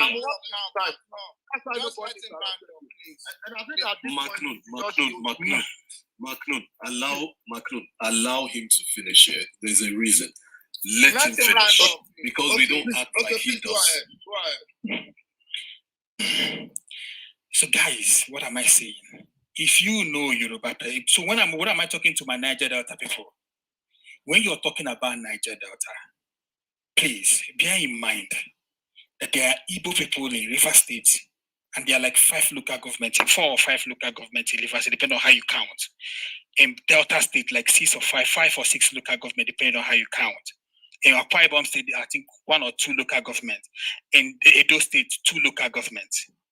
So when you are actually counting, saying Niger Delta, you should actually bear in mind of that particular fact and put that into cognizance. And when you put that in cognizance, you will not make a generic statement in that regard. Some of us are actually Igbo and from Niger Delta. So please, when you're making your generic statement about Niger Delta, be careful of that. And when the next thing is what? When you're telling a story, be sure whether you're telling a story based on facts, established facts, or you're telling a story based on experience, based on that is centered on established facts. Thank you. So basically, we're lying on this app. I never said you're lying. That's not what I said. That's your own conclusion. Rotham, give up the mic and let other people speak. SK, are you there or Magnon? Magnon. Okay, please. Hold on, guys. I wanted to respond to my lovely Yoruba sister, but I think she has left, so there might be no point responding again. However, I just wanted to tell her. Yeah, I just wanted to tell her that, you see, sometimes when we do these things, and that's why I said that it's always good to shift to the other side and see how it feels. Now, some part of Niger Delta are beginning to look at the Igbos as terrorists that terrorized them during the Civil War. And now the Igbos feel slighted. And then you say, oh, no, this is a family issue, this is a South-South issue, local government this, geography this, 45 kilometer this, 45 kilometer that. So when you are now at the receiving end, that is when you now start talking of unity. That's when you now start talking of your truth, my truth, our truth. And for the young man that gave us that analogy, your Lagos to Ibadan could be 45 kilometers, and my Lagos to Ibadan could be 100 kilometers. So what you should have said is that the length of Lagos-Ibadan Expressway from Ojoju Berger to British American Tobacco is a fixed length, because I can go from Lagos to Ikorodu to Epe to Itoki to Ijebu-Ode to Ibadan, and that's still Lagos to Ibadan. So sometimes when you people come and bring up all of these analogies, they are very faulty, and I like when you bring it up because you can apply it to your own to your case too. Now you are asking the Niger Deltas not to speak against the Igbos because you have 5 local government of Igbos in Niger Delta, 2 in Akwa Ibom, 1 in this, 1 in that. Doesn't make sense. It doesn't make any sense at all. So I think that we should give everybody the opportunity to speak their truth, whether you believe their truth or not. And like the young lady Olaito has said, that everybody should go back to history. There are some histories that we want to forget as a people. There are some that some other people do not want to forget as a people. If we start talking about the history of even this Lagos, between those ruling families in this Lagos, some of them would not even be friends till today. So please, I think that history is for us to learn lessons and not to spew hatred, because everybody at some point in time has offended the other tribe, has offended the other region. So with this, I want to implore all of us, whether you want one Nigeria or not, please don't spew hatred and don't spew violence. With this, I use the mic. Thank you. Macron, please, can I ask you a very simple question? Just a question. Can you hear me, Macron? Go ahead. Okay, please, I just want to ask you something. If perhaps they have by God's grace, the Oduduwa Republic get to stand. How about the Yorubas in Kogi and Kwara states? What happens to them? That's just something I just want to ask. So you see, when you and this is why I have a problem with this. Don't answer that. Maknoon, don't answer that question. Let me answer. No answer. Let me answer. He won't set trap for you. No, it's what answer. No, let him set the trap. Let him set the trap. So this is why I have a problem with this. Hold on. This is why I have a problem with this. That means I cannot divide Nigeria. I don't even have that intention. I just came back from Swagger Lodge where we celebrated the Ashwadi at I can post videos of so I'm not here to separate. I am for the Southwest to support the Southwest agenda of the Great Ashwadi for 2023. So I'm not in for any of these rubbish talks that cannot even come to pass. So when you talk of balkanization across ethnic lines, I find it very, very problematic. In fact, I prefer across geographical lines than across ethnic lines. Because if you say ethnic lines, we have some Igbos that are indigenous to this Lagos state, whether you like it or not, that their grandfathers were settlers in this Lagos state. We have areas in this Lagos state that we have Hausa that are indigenous to it, even in Ekpe, whether you like it or not. And you cannot tell them that they are not part of Lagos just because you don't speak Yoruba. So for me, when you talk of balkanization or Oduduwa, for me, I do not believe in it. I believe in the Southwest agenda for presidency, and we are going to play it politically. If we win, fine. If we don't win, we go back to the drawing board. It's not a do or die affair for us. So when you are asking for your Kogi and Kwara brothers, there is nothing like Yoruba nation for me. It is Southwest agenda. If you are part of the Southwest, you are Igbo, whether you are Hausa, what we want is the presidency of Ashwadi Bola Ahmed Tinubu. We have started the work now. We will continue the work till the primaries and central election, and we will win. So if you are there talking about balkanizing on audio app, you are there telling when one old man to go and be wearing Biafra, be fighting the soldier in Anambra, be that acting movie. Continue. If you want to set the whole country ablaze, continue. If you sit down in the diaspora, you sit down anywhere, trying to set your hometown ablaze, calling your brothers bastards, calling them idiots, calling them this, continue. My own is just don't bring it to Lagos. Because Lagos is a land for everybody, the Igbos, the Hausa, the United States, the Yorubas. And the thing is that people are not thinking. Because if people are thinking, you will know that part of the thing that has made Lagos very, very progressive is that diversity in human race, that diversity of culture, that accommodation of everybody, giving everybody that freedom to be economically viable. But you people want to come and talk of land, talk of Igbo 7 local government. Oh, I don't know. This is 2021. That cashew, when nations, let me finish. I just asked the question and you're saying so much. Ben, mute your mic and allow him to finish. Have respect. I'm going to lecture you. I will lecture you on the beauty of diversity. I will lecture you on the beauty of tolerance. I will lecture you on the beauty of looking for the root cause of any issue, tackling it at the root cause and solving it.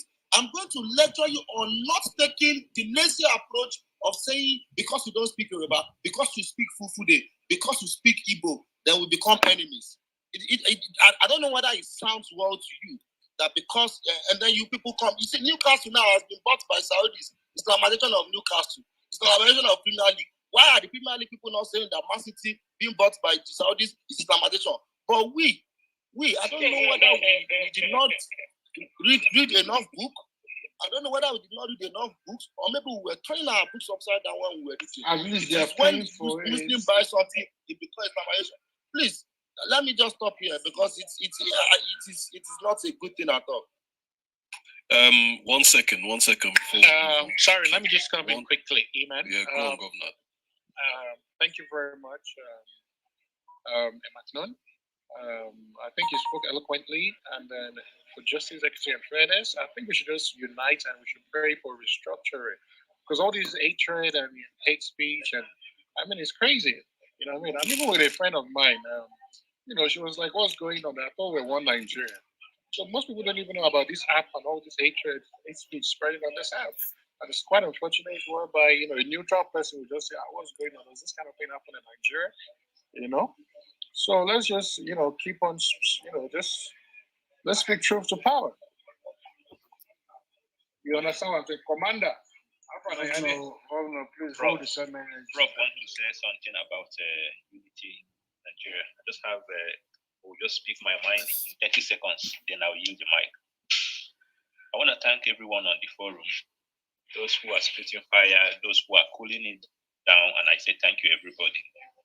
If there's no debate, we will not know the issue. But let's focus on the main issue. Yeah. And then we must not allow Nigeria to die in our own dispensation. 30 minutes for you. Why?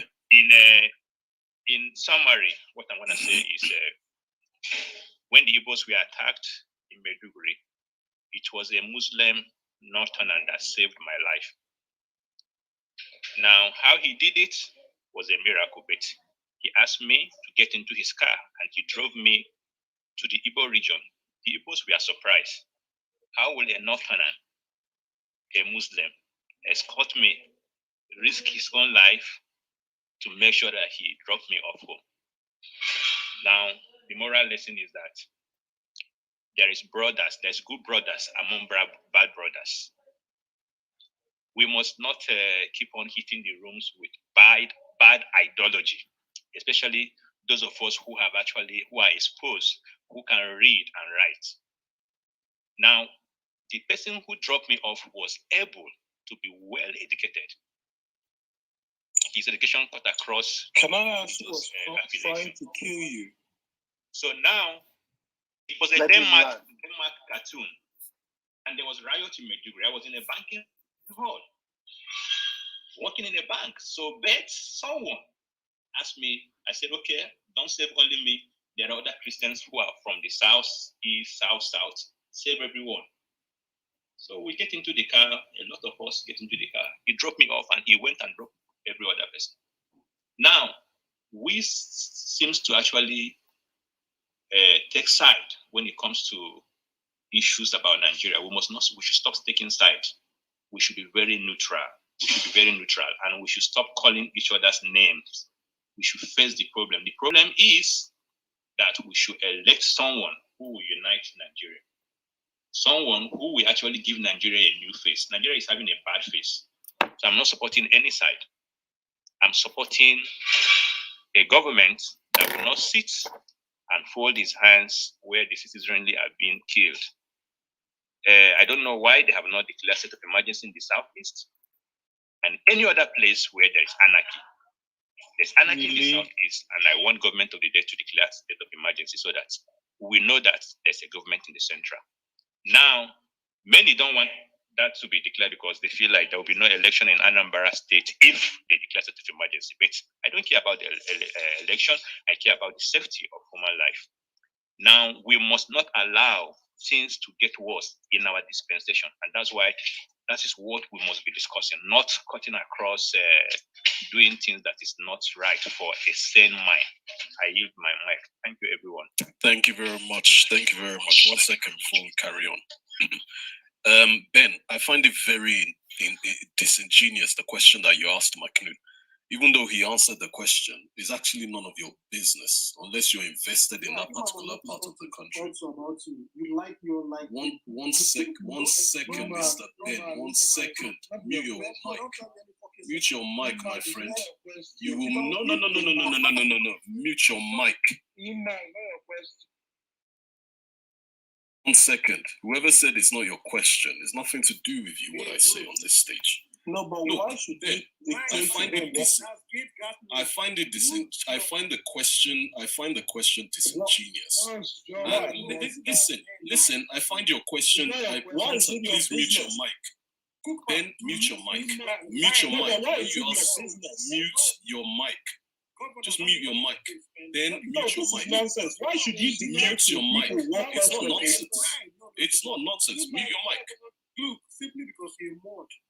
Mute your mic, please. Just mute your mic. You won't mute it. Well, mute it or I move it. Who are you to tell people what questions to ask? Look, All I'm telling you is your question. You have no business telling people you know why you are asking the question. It's disingenuous. However, we're going to move on. So, I can say what I like when I like. It's not your business, to be honest. You carry green badge now. It's nothing to do with the green badge, okay? Maybe that green badge makes you feel powerful. Doesn't do anything to me, sorry. But yeah, let's move on. SK, you there? SK. Okay, who was supposed to be next? I think Abdul Wasir, have you? No, 1 second. Abdul Wasir, have you spoken? Abdul Wasir. Okay, the next person on the PTI is Bonka. Bonka, do you want to speak?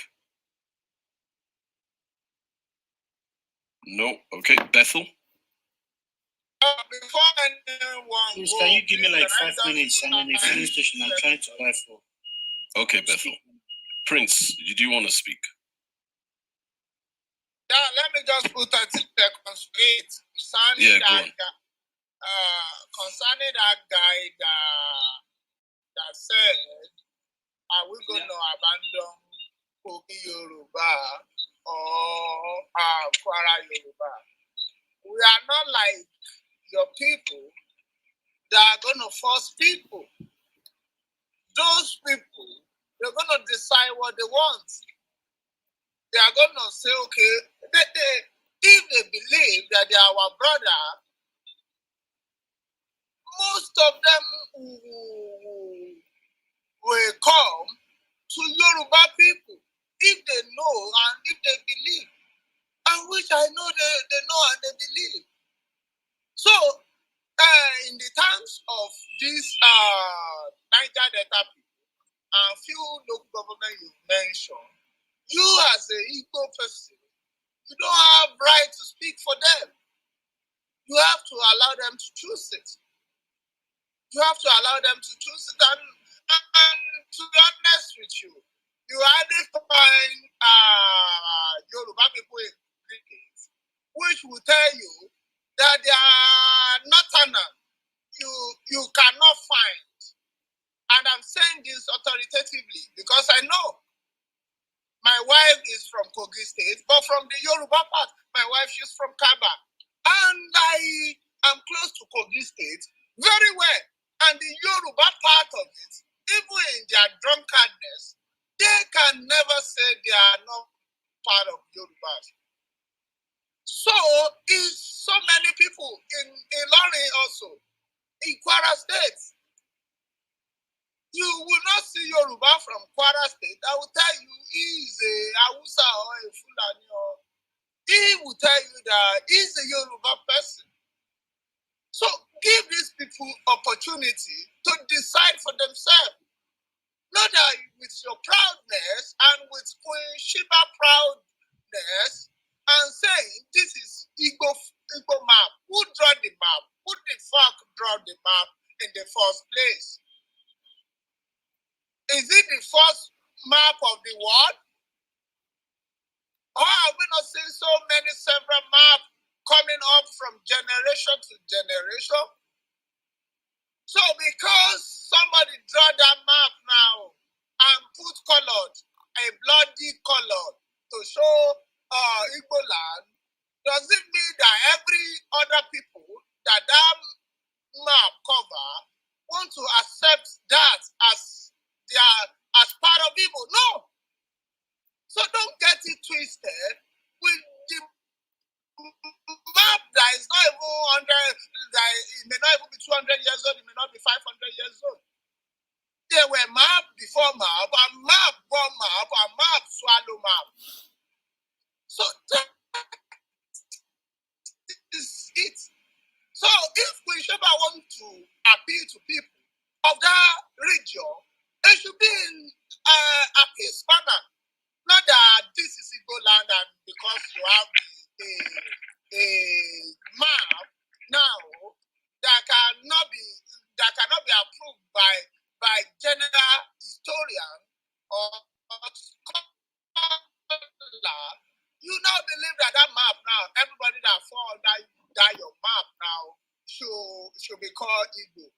support your cause. You must be a joker. I'm sorry to say. That's the closest clown, crazy clown I know. You must be a joker. People have to decide, not based on your map, the map you draw, but based on their conviction. Oh, I am Igbo. Fine, that's conviction. It's better and far profitable than to say, I am Igbo because this nonsensical map call me Igbo. Let's go in that manner and see peace reign across our land. Thank you once again for the opportunity. SK, you back. SK, you back. Okay, I did respond while we wait for SK. Yeah, thank you. So Prince, you spoke earlier. I'm glad that you stayed. I was waiting to respond to you. Guy, it's not necessary to lie to make your point. You can make a point without mentioning me or lying about my words. I never said there was a certain order coming to the Southwest. That is a fiction of your imagination. I never called myself a pastor. That's another fiction of your imagination. I don't get it. You can make your point without having to fabricate statements that others did not make. Now, here's the thing. When people do protest, sometimes there are economic consequences to protest. But nobody cares about the economic consequences when their people are dying, when there is something that's more valuable that they're trying to achieve, such as their independence. People's cultures are being rubbished under Nigeria because they're promoting English, don't speak vernacular, and everyone's trying to just erase our individual identities. People are literally actually losing their lives to genocide and things like that. Villages are being cleared, burnt. No one's saying anything about that. But then, when the Igbos decide to have a sit at home, you complain that there's an economic effect, as if it didn't matter until the protests hit your pocket. It's just a pity that people don't even value their own people.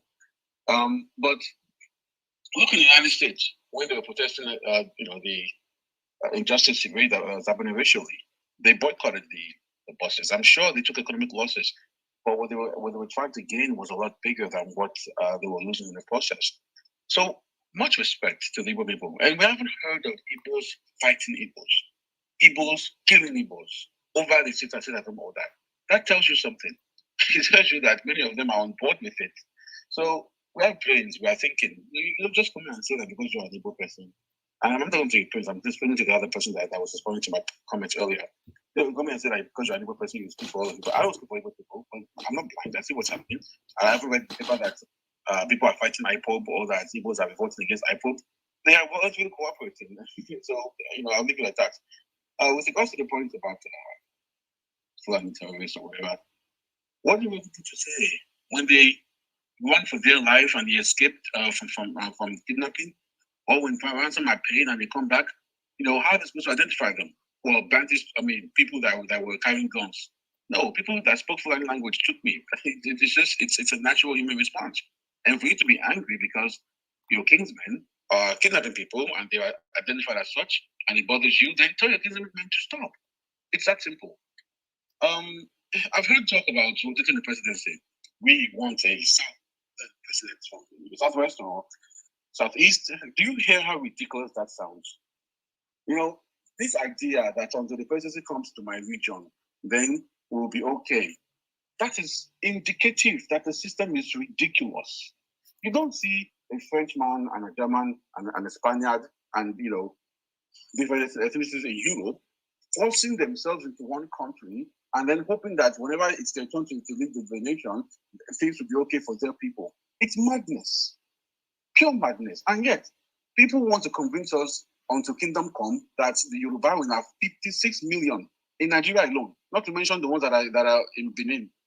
56 million Yoruba in Nigeria should be crammed into a country with over 40 million Igbos. And who knows how many are in the north, because you keep lying by the population, you never get to do a good census because they won't let you into their compounds. But let's leave that aside.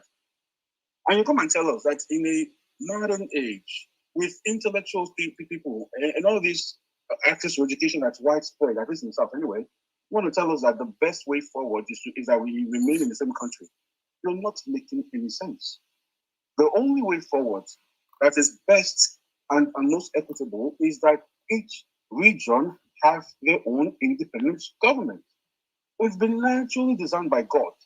Natural geographic boundaries, same language, same culture, same food, same clothing, same ancestry.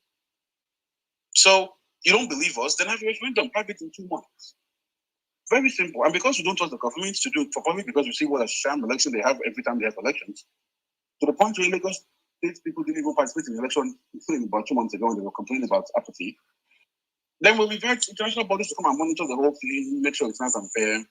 And we'll know for sure what people want. But you don't want to do that because you're afraid. You already know what people are saying when the Igbos stay home and they're not fighting IPOB. You know what they're saying when the Yorubas come and rally. Each region does it their own way. But you know what people are saying. They're saying we're done with this system. And it is ridiculous to say go back to that same system and forth. And so I'll leave it at that. I just want to respond to some of the nonsense that was going on. Please make your point without lying on my name. Thank you. Thank you very much, Ade. SK, are you back? SK. Which of the mods is available? They call my name. Prince, are you available? SK is not here. Chioma, are you available? Chioma, are you available? No, my background is a little noisy at the moment. Let me just come Okay. back. 30 seconds. 1 second, Gajo. Prince, are you available? Or Chief? Yeah, I'm not fully available, but I can still be here. I can support you. I'm available for anything. Okay, Macnoon, the mod code. God is blinking. Macnoon, the mod code, the mod. Iman, please remind whoever you are handing over to have my 5 unclaimed minutes, please. Iman, please remind whoever you are handing over to. Bethel driving. hasn't spoken. Gajo wants to respond. There's Bonka as well. There's Abdul Wasu. Yeah. Macnoon. These are my people. All of these people are my people. Who wants to go first? Okay. It's Gajo. Fire away. Gajo, my friend, Lagos boy. Please have the floor, my Lagos friend. Thank you, my Lagos brother. So, a quick response here. You see, like I said earlier, nobody is angry that you cannot differentiate between the entire Fulani as a tribe, be it wherever country they come from, and the headsmen that you have that are having clashes with farmers in Nigeria. That is on you. And interestingly, you spoke about intelligence and education and whatnot. So I believe if yours does not give you the ability to discern between the two, by all means go ahead. And that was my submission. But do not forget that as you generalize across tribes, as you criminalize a whole tribe, we will not stop short of calling you out for your ignorance and for your illiteracy. And that is a given. You have demonstrated beyond reasonable doubt that you are incapable of fairness, incapable of equity, and incapable of justice. And that is on you solely. And we do not take responsibility for that. Neither are we willing to. You can do whatever you want. If you like, open rooms and say all Fulanis are whatever, which you have done more than once. You have participated in numerous times and you haven't stopped. So please continue. The most important thing is that as much as you do that, always remember that that is the kind of person you are. Someone who is incapable of differentiating between a crime and a tribe. And I have said this more than enough. So please, as much as you want to do that, by all means, and that's what we are saying. But just take note of this fact. As much as you incite genocide against a tribe because you have a goal of establishing a country where only people that speak the same language as you, that have the same ancestry as you, can live, then please, by all means, continue. I just want you to remember one thing. When you come, you always talk with this superiority of intellect. But if you look at your argument, they are always very low intellectually. You come here to tell us that you want to build a country that is homogeneous. Do you know how many tribes we have in Nigeria that want to go by our homogeneity? How many countries you are going to break this country into? Maybe you do not know. Nigeria has close to 500 ethnic groups. And if you want to go by your logic, if not that you want to go and repeat what you are doing, maybe here you have somebody that's better than you, or somebody that's stronger than you, or has more population than you, you must repeat what you are trying to avoid here. There is no single problem that Nigeria faces today that if you break it apart, you will not go to those individual countries to face it? Is it having a tribe that is more populous than you? You must face it there. Is it insecurity? In fact, insecurity is the worst thing that people will face if we break Nigeria apart. Do you know that when they say that Boko Haram has taken a location or a local government in Borno or Maiduguri, do you know that when you break Nigeria apart, that may be a country that somebody is taking up? Well, people will come here and give you argument and sound all posh and be telling you they are this, they are that. Whatever you are, use your intellect as best fits you. I'm not judging you, and I'm not telling you to think the way I want you to. But I'm just telling you that your arguments are baseless given the kind of excuses you bring. And by all means, please, every day you like, call Fulani men. Every Fulani can think of a headsman, call him a terrorist. In fact, you have now chosen not to remember that headsman is a profession. You have chosen to call it a tribe in itself. You have forgotten that terrorism goes across board. It's a humanity thing. You choose to make it a Fulani thing just because you have this fantasy in your head that once I'm able to get rid of these Fulani people, I'll be able to build my country. Please, by all means, continue. Whatever you think would give you your country, do. But always remember this thing. The best solution you have proposed so far is kill all the Fulanis, you'll be able to get your country. And I repeat, and I'll repeat this again. The Fulanis people are not Jews that will follow you to concentration camp with their tails between their legs. We are not Hutus or Tutsis that you will carry out a genocide on. Anybody that thinks that we are meat for the taking and is galvanizing people to come and take, please, by all means, go ahead. The most cardinal rule we live by is don't attack first. If you are attacked, whatever happens is you that bought the case. I yield. Thank you. Delusional. Sorry, I don't know. Please, I want to talk. Please, I want to... Wait. No, I know. Macron, wait. Okay, wait.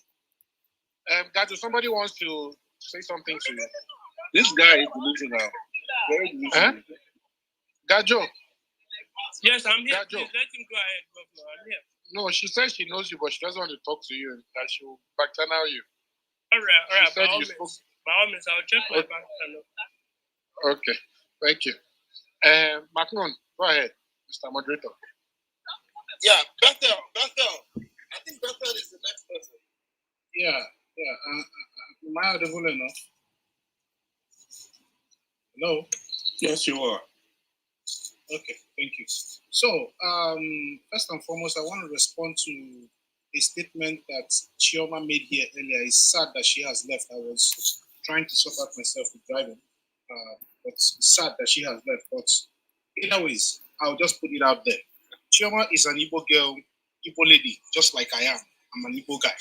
And it's very, very sickening when you hear people who they belittle the interest of other people, that they are in the same locality or the same region just because of some personalized interest that they stand to gain, that they have been gaining, and they intend to gain more just because of this same interest. When Chioma spoke earlier, she made mention of people not being able to, seem to be speaking on behalf of the whole people. Chioma indicated that she is from Abia and Imo State. I am full-blooded Imo indigenous. My mom and my dad are from Imo State. So I think in this area, when she was cautioning Ade to stay away from Igbo issue, I think she reserved also the right for me to ask her to stay away from Imo State issue. Because when you are saying that a lot of people are complaining, yes, do I admit that this sit at home, not everybody likes it. I admit that. Are there some elements of people who chose to live by that? There are also. And this is where the conflict of interest comes. And this is where I also prefer as a solution. If the Nigerian state is honest to discourse and all this problem and intends to give it a lasting solution, they should throw in the towel and order a referendum. At least that should be able to show you that by a referendum, you will know who holds what ideology by the most majority. And not you asking the same aggrieved people to go through the same process that they've been complaining about that is not being fair to them. And by extension, I extend this also at large to the whole Nigeria. You understand? Because when I hear people saying these things, it makes me to ask questions like, who are these people? Where are their stakes? And what are they inclined to?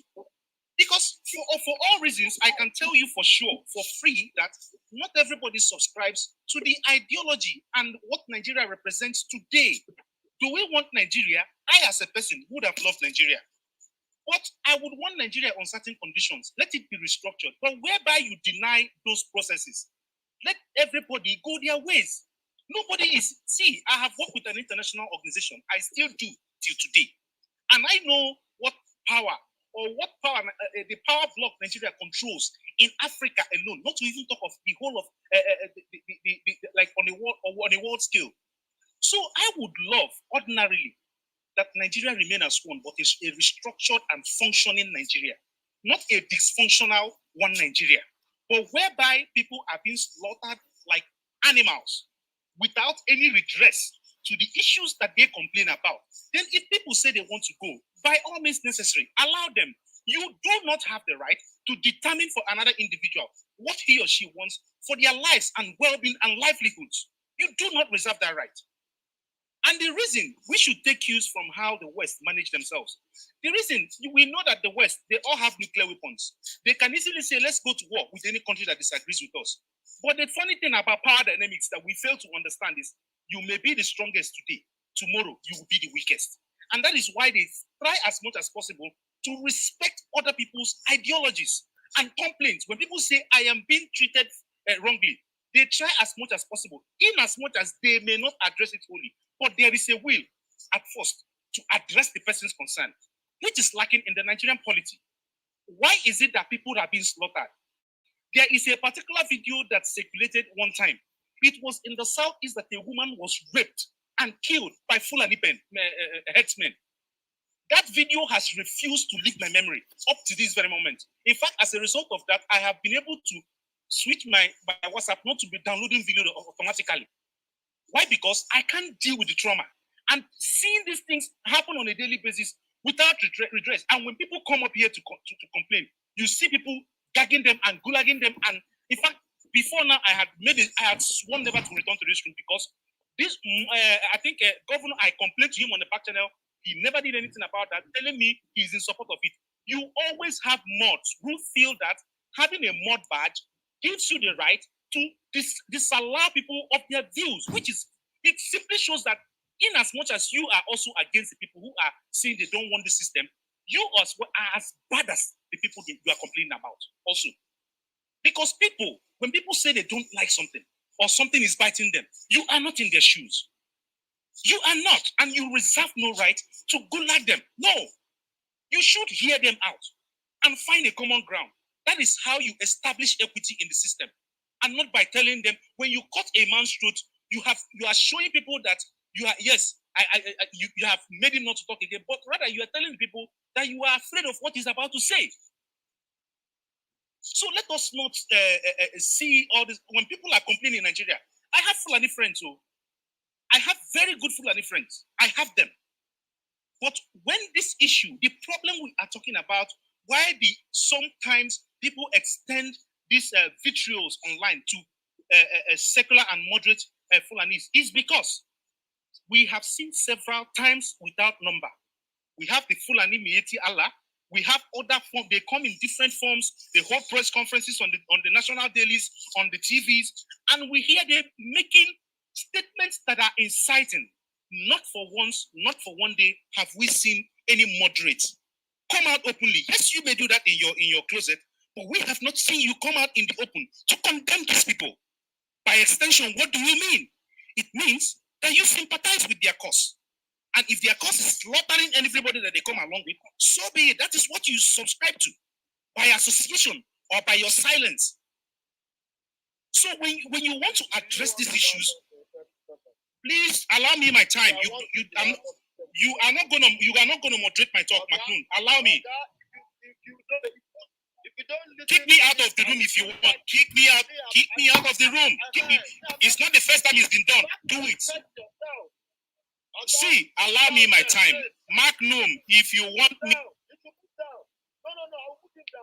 I said you have 30 seconds to go. If you don't like me, say my.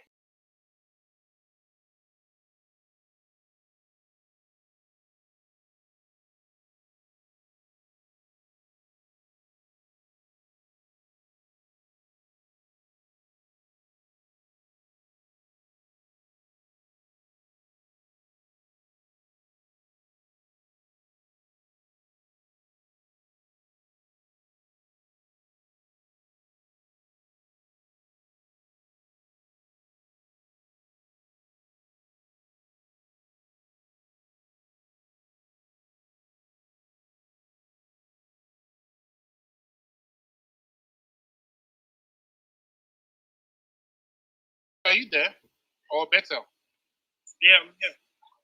Oh yeah, ask your question, your mixed race question. Big. Hi, Bajo. So if I am from Fulani, I'm Fulani and I'm mixed to Yoruba, what's my stand? Where do I stand? Okay, you're using governors. Okay, I get it now. I was looking for you on the You picture. said you was looking for me. You don't get Yoruba Fulani wife. I must tell you that. So you don't get Yoruba Fulani. You know the way we are raised. Yes, the way we are raised, we don't discriminate. You get to choose, but we would want you to be Fulani. Please be Fulani. Please be Fulani. That's the more reason why. Please, Makun, I want to talk to you. Bye. All right, bye. Thank you. Send me a number back channel now. Why are you hiding us? God will be guided. Go hide. Why you can't Gato, that's enough. Gato, that's enough. Mute your mic. Gato, mute your mic. Gato, mute your mic. Your mic, please. Who is the next one? No. Maxwell, let him speak. Let that Who is just the speak. next on the queue? Who is the next?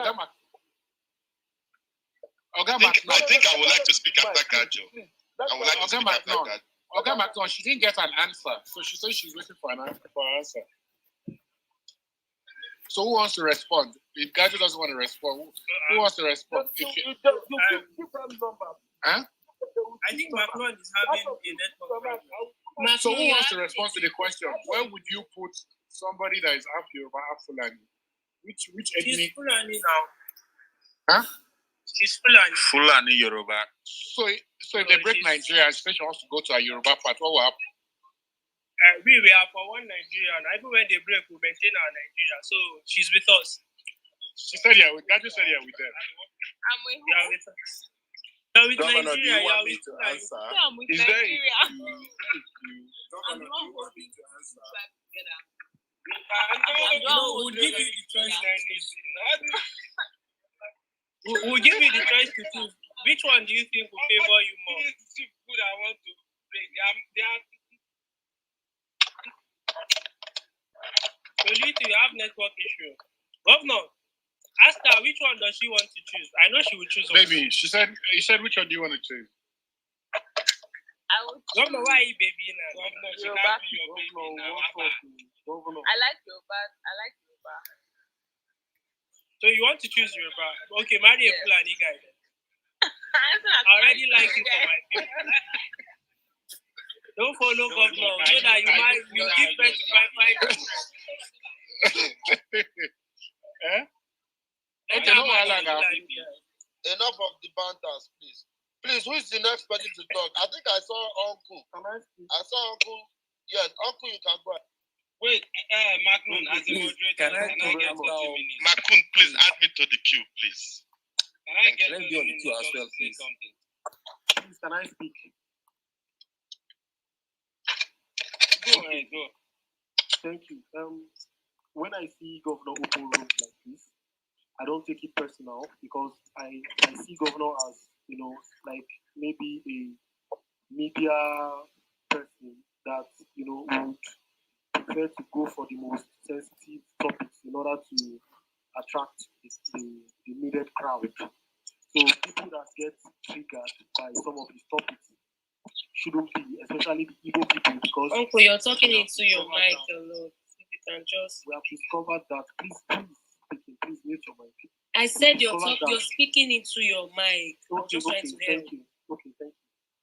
You know, when We did pause bit for our ear. when Igbo is associated with any topic you raise, you are likely to gain more traction. But you know, some things, you know, when you open rooms like this, it doesn't trigger me. But the only thing is that my reaction may now trigger, you know, you or some people, because the theme of the room alone is triggering. So I heard someone speak, you know, trying to make the Fulani seem like the victim, and that is very irritating. You know, when someone comes to make it seem like, you know, the rest of the people or a particular people are profiling the Fulani, you know, it's very, I don't even know, that word disingenuous has been abused. I don't know the word to use. Because across West Africa, there is a major people killing people. We're not saying it's the entire Fulani, but we know the people killing people. Why is it difficult to accept?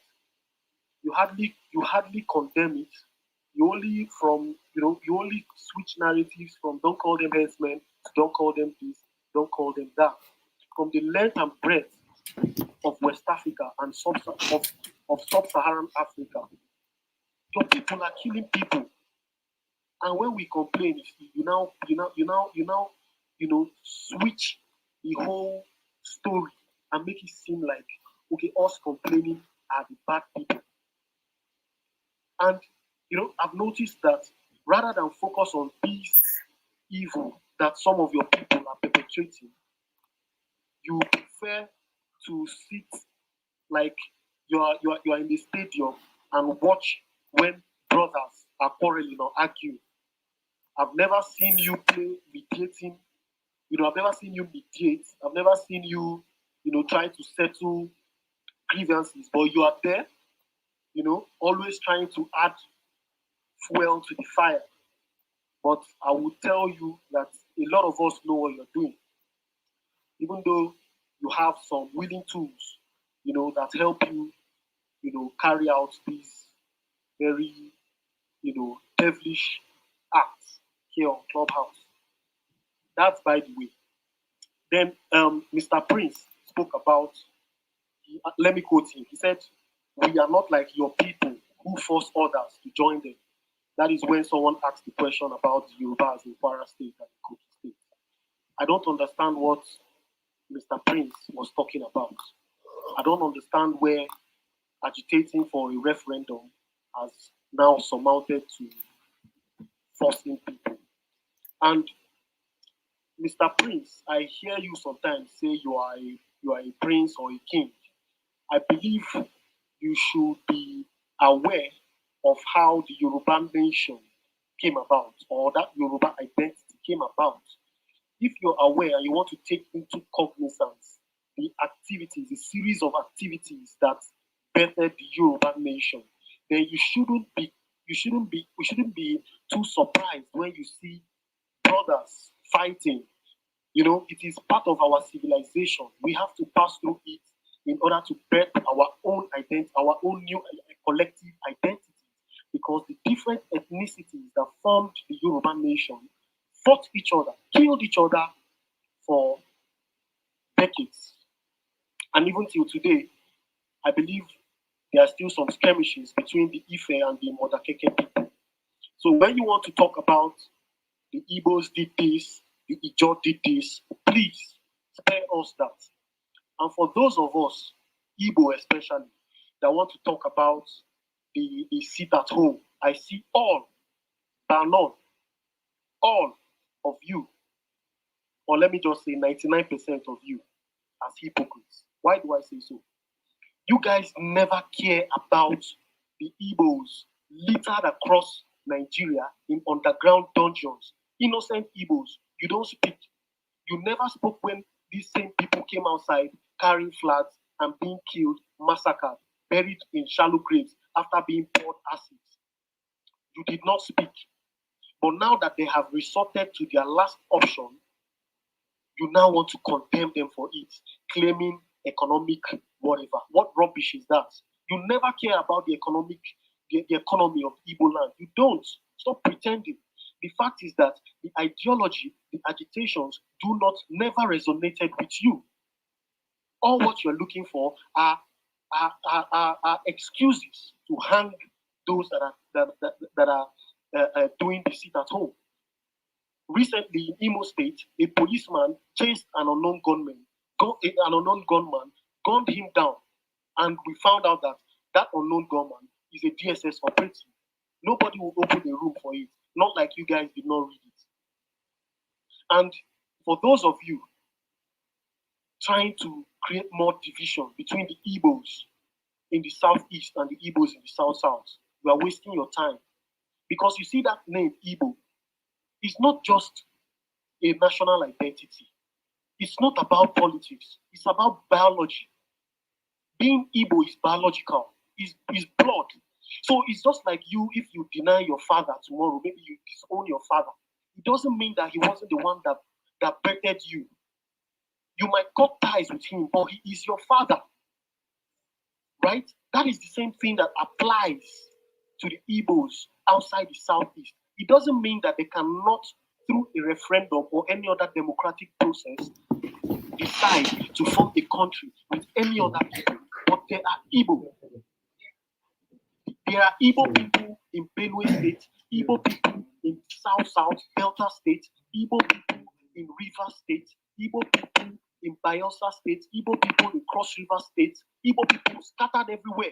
What you see today are vestiges of the Biafran War. That is why you see some Igbo people trying to avoid being called Igbo, and Nigerian state trying to balkanize Igbo more and more, shrink us more and more, try to deprive us of access to the sea and any other thing that will make us raise our heads above sea level. And I've noticed that many of the much of the yeah, Uncle, I sent you a back channel. You know, you are my own friend, and I didn't want to cut you off. So I sent you a back channel that can you round up in 1 minute. If you are not my friend, I would have cut you off. Sure. But you are my friend. I got it. Exactly. Yes. So even if you tell me here, even if you tell me, why not? I will stick to it. You are a very correct boy. So Mr. Bonka is going to be next. So you round up in 30 seconds. Okay. Thank you. So in summary, I want us to understand everybody.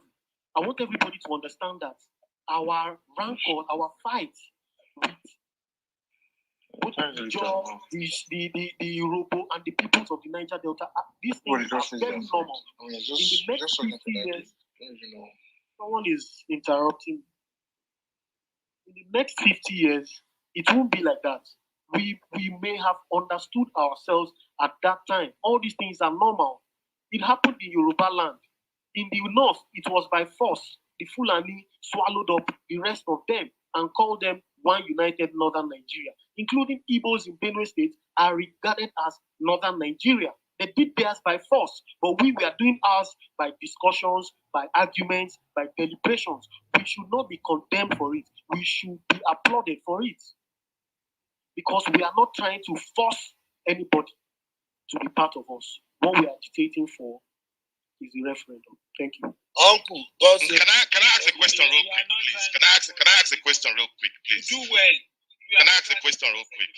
Can I ask a question real quick? Can I ask a question? Oh yeah, 1 second, please. Yes, please. You said there are Igbos in Bayelsa. I'm a Bayelsa man. Could you please tell me what part of Bayelsa in the 8 local government that there are Igbos, please? Thank you.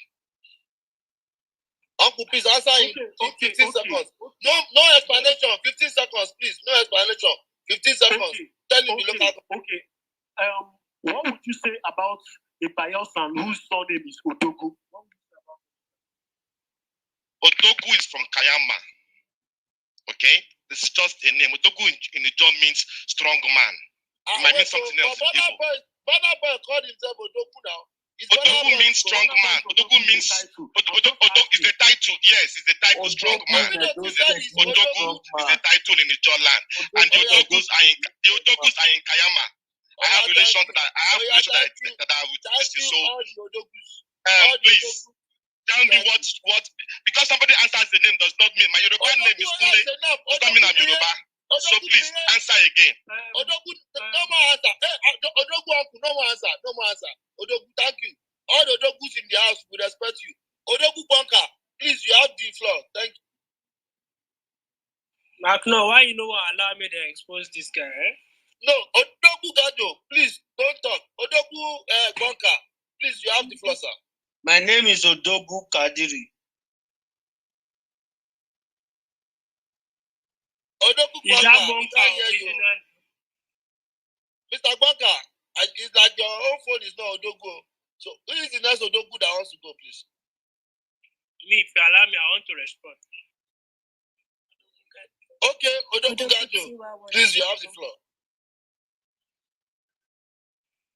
Thank you very much. You see, it is easy for people to come here and say that if you as a Fulani ever say that people like the last speaker are setting a stage for a genocide against your identity because there's the farmer and herders clashes, which you, majority of the Fulani people, in fact, over 80% of us are not engaged in herdsmanship, do not participate in, which you do not find is right that people are fighting and are being killed for. That you coming to Clubhouse to tell them that stop this rhetoric you are pushing because you want a new country. Do not base all your argument of that country on the foundation that it is only when you establish a new country that you can be safe from Fulani headsmen. So you come here and shout that it is disingenuous, it is a lack of integrity, it is whatnot, that a Fulani man is telling you, stop setting us up for genocide. If it happen, if you know well for you, if you know be waiting, they think say you define, you go see you, and they say, oh, it's a lie. What we are doing is the right thing. Continue by all means. If any blind person, if he's on Clubhouse, knows that what you and your ilk are doing is setting up the Fulani man for genocide. And I can tell you for a fact that we are not afraid of you. We are not afraid of your plans. We are not afraid of your deception. We are not afraid of any trickery in the book you have or off the book. If you think that it is by wiping off all the Fulani people on the face of the earth, especially those ones in Nigeria, that you can be able to establish a new nation, by all means, go ahead. But like I said earlier, do not forget that we are not Jews that will follow it concentration camp with our tails between our legs. We are not Hutus or Tutsis. Sorry, Gajo, and we do do you not believe attack that Jews have tails in their legs? They don't have. They don't have. It's an idiom. It's a figure of speech. Like somebody came here to tell us that northern. She said that 50% of northern women are illiterate. But that same person here that's claiming to be literate is pronouncing crocodile as crocodile. The same person wants to say. The same person wants to say. She said people are impersonating land, and I'm like, God, is this the literacy that these people are being proud of? Can I be put on the queue, please? This is Tiwa. Okay, all right. So, in summary, the reason why I want to respond is to this particular statement that says that any Fulani person that comes on Clubhouse to say that what some secessionists are pushing, in fact, the ideology of secession in itself on Clubhouse is based on the foundation of extinguish or exterminate the Fulani people, you will get what you want. That the Fulani people are shouting victims, that they are not victims. Guy, we've opened rooms separately on headsmen and the clashes they're having with farmers, and we've condemned it. Fulanis from Senegal have done this on this Clubhouse. Many of you have seen it, but you will not talk about it. Buhari said to the security chief, any armed headsman you see, shoot on sight. It's not like you are not in this Nigeria. Odogu, that's enough. That's enough. Hey, everybody. Mark, no, you are gagging. That's not what he said. I will gag you. I will gag you. Not everybody will fall for all these tricks. Shoot any ex-man. Oga, don't fall for tricks. I want to speak. I have been here for ages. Oh yeah, one man, everybody. I repeat again. Hey, young man, Gajo, you put your mind. Ibrahim, put your mind. No, it's of you. Please, everybody, put your mind. Hey, young man, put your mind. Calm down, listen up. Hey, young man, calm down, put your mind. Doctor, please. Doctor, please put your mind. Oh yeah, hold on. Hey, I will gulag you. No, I don't have time. So now let us take a new cue. Mr. Bonka was supposed to go. Goti, Mr. Bonka, Goti, Tiwa Savage. Who again? I'm supposed to please add Priye, please. Oh yeah, wait. Let us start. Bonka, when I call your name, you say number one. Bonka. You say number one. Miscreants. Please, when I say McNook, I was meant to be number 6 earlier, but please, Ibrahim, if you cannot listen to simple instruction, all of you want to put yourself in trouble. Bonka, oh yeah, say number one. Bonka. Bonka. If you don't call your number, you don't want to talk. Don't flash. Call your number. Speak out. Bonka. Bonka does not want to talk. Who is number 2? Goti. Where's Goti? Goti, call your number. McNaught, if I must take Bonka, don't talk. We'll stop calling him. Okay, he has left. Goti, which number are you? Number 2. Number 1. You don't know number. Bonka has left. Number 1. Number 1. Oh yeah, who is number 2? I am number 2, Saidu. Saidu, what's your number? Number 2. That's very good. Who is number 3? Yeah, me. Please speak Ibrahim, please. Who is telling me who to pick? Are you Ibrahim? May I? Ibrahim, what number are you? I should be number 1. Ibrahim, you don't know number. You are number 3. I'll take number 3. Thank you. This is Okay, no problem. Tiwa Savage, what number are you? 4. I'm number 3. Ibrahim is number 3. Tiwa Savage, what number are you? I'll take number 4. Thank you. That's very good. You are a very brilliant person. Who is number 5? Can I take number 5? This is Priye. Yeah, you can take number 5. Who is number 6? Thank you. Nobody. I'll take 6 because I know Dr. Musti. Uncle, don't take any number. Uncle, don't take any number there. Don't take one I single won't number. take any number. Please look at my PTR. Those are the communities. Hey, Uncle. Wait, nobody can talk. We have taken 6 people now, and I'm not joking any longer. We have taken 6 people. Please, if you unmute your mic or you interject, I will gulag you straight. It's not by anything. Everybody knows who I stand for. I stand for Tinubu, and Tinubu is somebody that is a highly disciplined politician. So, number 1, have the floor, and I'm giving you 5 minutes. This 8:54. 8:54 Nigeria. Hey, don't unmute your mic. Number 2. I will remove your number. 6, right?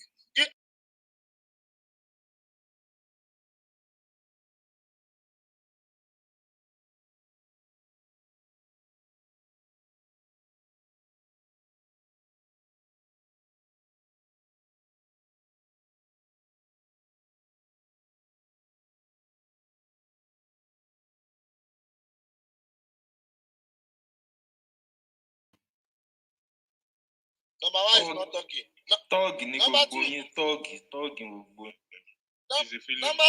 Where is your number? Yes, number 2 is here. Oh yeah, number 2. Go ahead. More power to you. You're a very authoritative leader. We Hey, like leaders like that. Hey, wait, don't talk too much. Don't see. I don't buy to psychophancy. Don't psychophant me. Don't praise me. What's your problem? 8:55. Your mic starts now.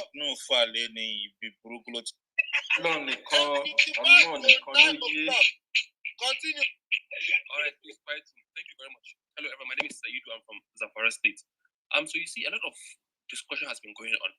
If you are a Nigerian, the level of discord, level of hatred, level of apathy across and between board is at an all-time high. And it's not good for everybody. Almost everyone in Nigeria wants, let's say, similar things. You want progress. You want good roads. You want good light. However, since independence, all these things have bedeviled us. Thanks to what? There are many factors for them. We can lead them at the feet of corruption, tribalism, ethnicism, originalism. However, most times we hide behind tribes to really scour all negative, all things that evil are happening.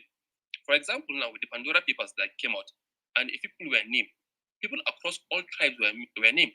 Peter Obi from the east, you have Atiku Bagudu from the north, you have Stella Odua as well, and various people.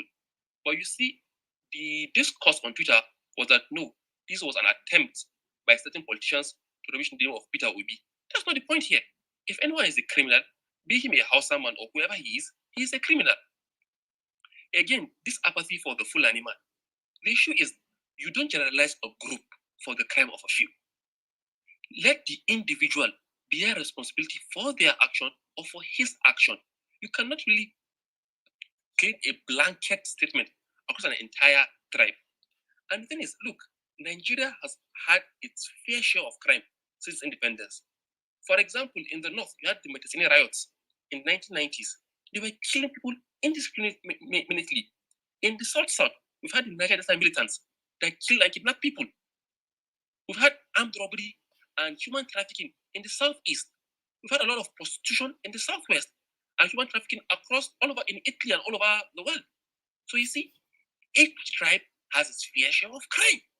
However, we don't. Crime? Come again? Is prostitution, is it a crime? You must be a by Nigerian law is a crime. From the religious no. By Nigerian law is a crime. Wait. Who is that? I'm not sure who it was.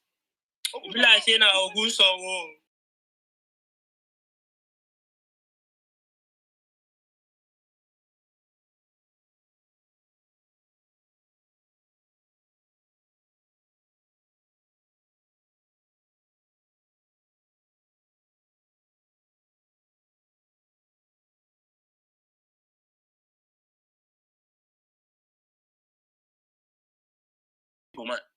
The biggest pharmacy owner is an Igbo man. We have about 3 churches in my village, and it's a village of less than 5,000 people. But this is how tolerant we are towards other tribes and other religions. Another example is that in the 1960s, the leadership of Nigeria was an alliance between the North, MPC, and the Igbos, the NCNC. In 1979, power was an alliance between the North and South, Shehu Shagari of the NPN and Alex Akume of blessed memory. Just in 2015, power was an alliance between the North and the Yorubas. That's Tinubu camp. This shows you what? The Northern man is a very tolerant man across tribe and across religious sentiments. So we should be much more open in our discourse. And I like the point that Gajo made. Just because you want to achieve, let's say, self-governance, you should not make it on the basis of killing somebody else or demonizing an entire tribe. That's a wrong way to do it. And every problem you say you have in Nigeria today, corruption, crime, killing, insecurity, poor governance, no matter how you divide Nigeria, be it to 2 countries or 3 or 5, you will still have those problems. Our problem is at the feet of one major issue. It's poor leadership. And every part of this country, north, south, east, and west, has its fair share of terrible leadership. No part of the country has a monopoly of that. So I think we should be more open-minded, and I think I've just made my point. Thank you very much. I yield the rest of my time. Seidu, I must commend you. Let me comment Seidu before you talk. I must commend you for keeping to time. Who is number who? Number 3. Who is number 3?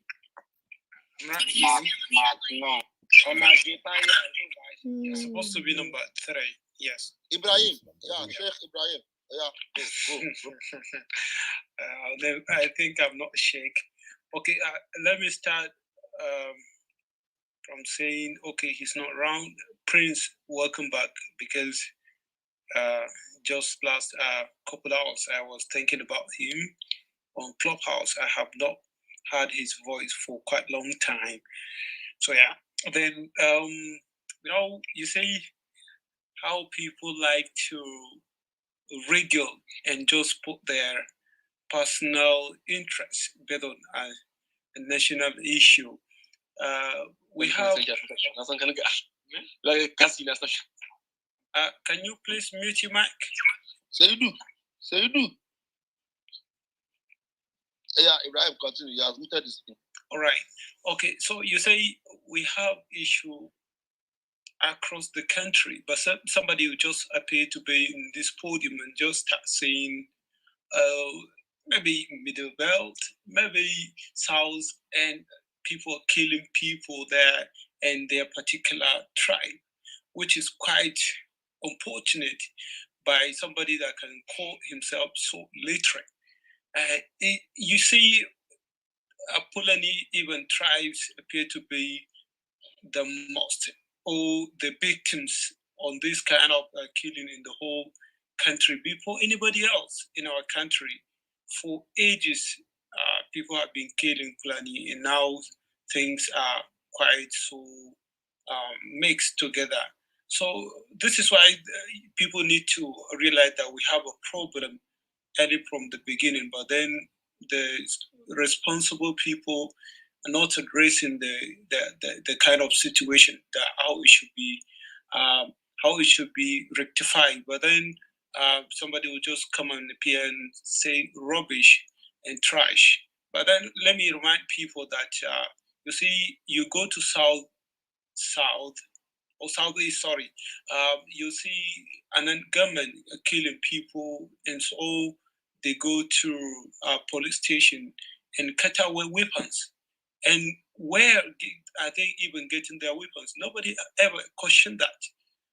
But then when it comes to, I'm not justifying the killing, but then when it comes to particular tribe, just somebody will say, where are they getting the maybe government is providing the weapons to them.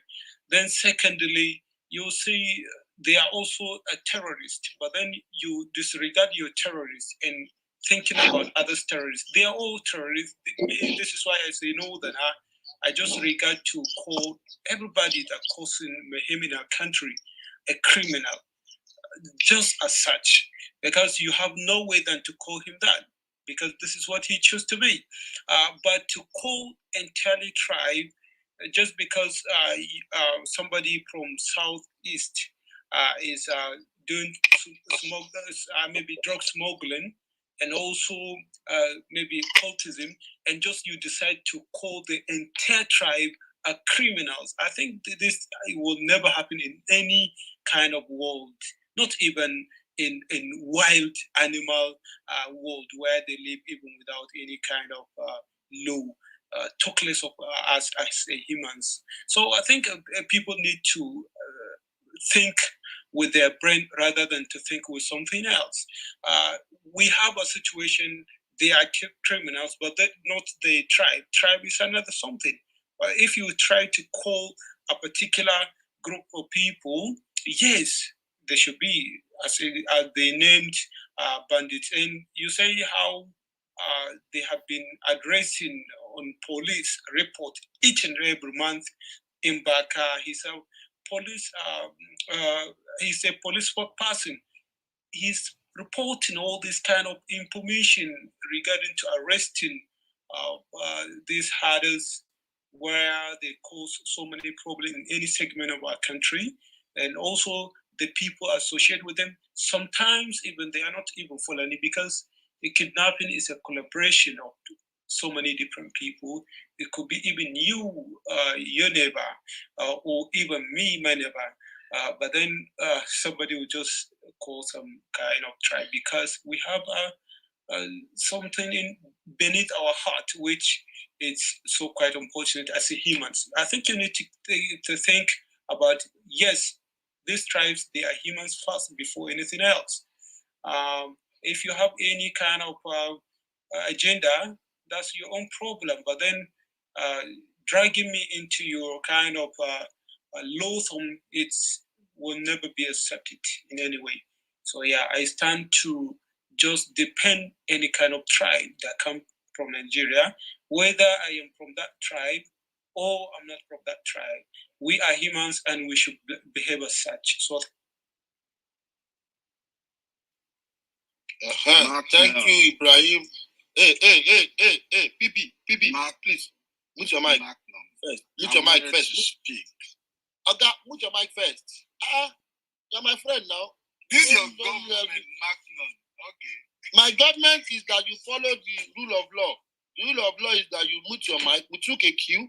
You are not there, and you have to wait and see the queue out first.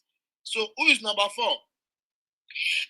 That would be me. My name our beautiful lady. Oh yeah, I will give you 7 minutes because you have been of very, very good behavior. 7 minutes. Go ahead. All right, thank you. I appreciate the time.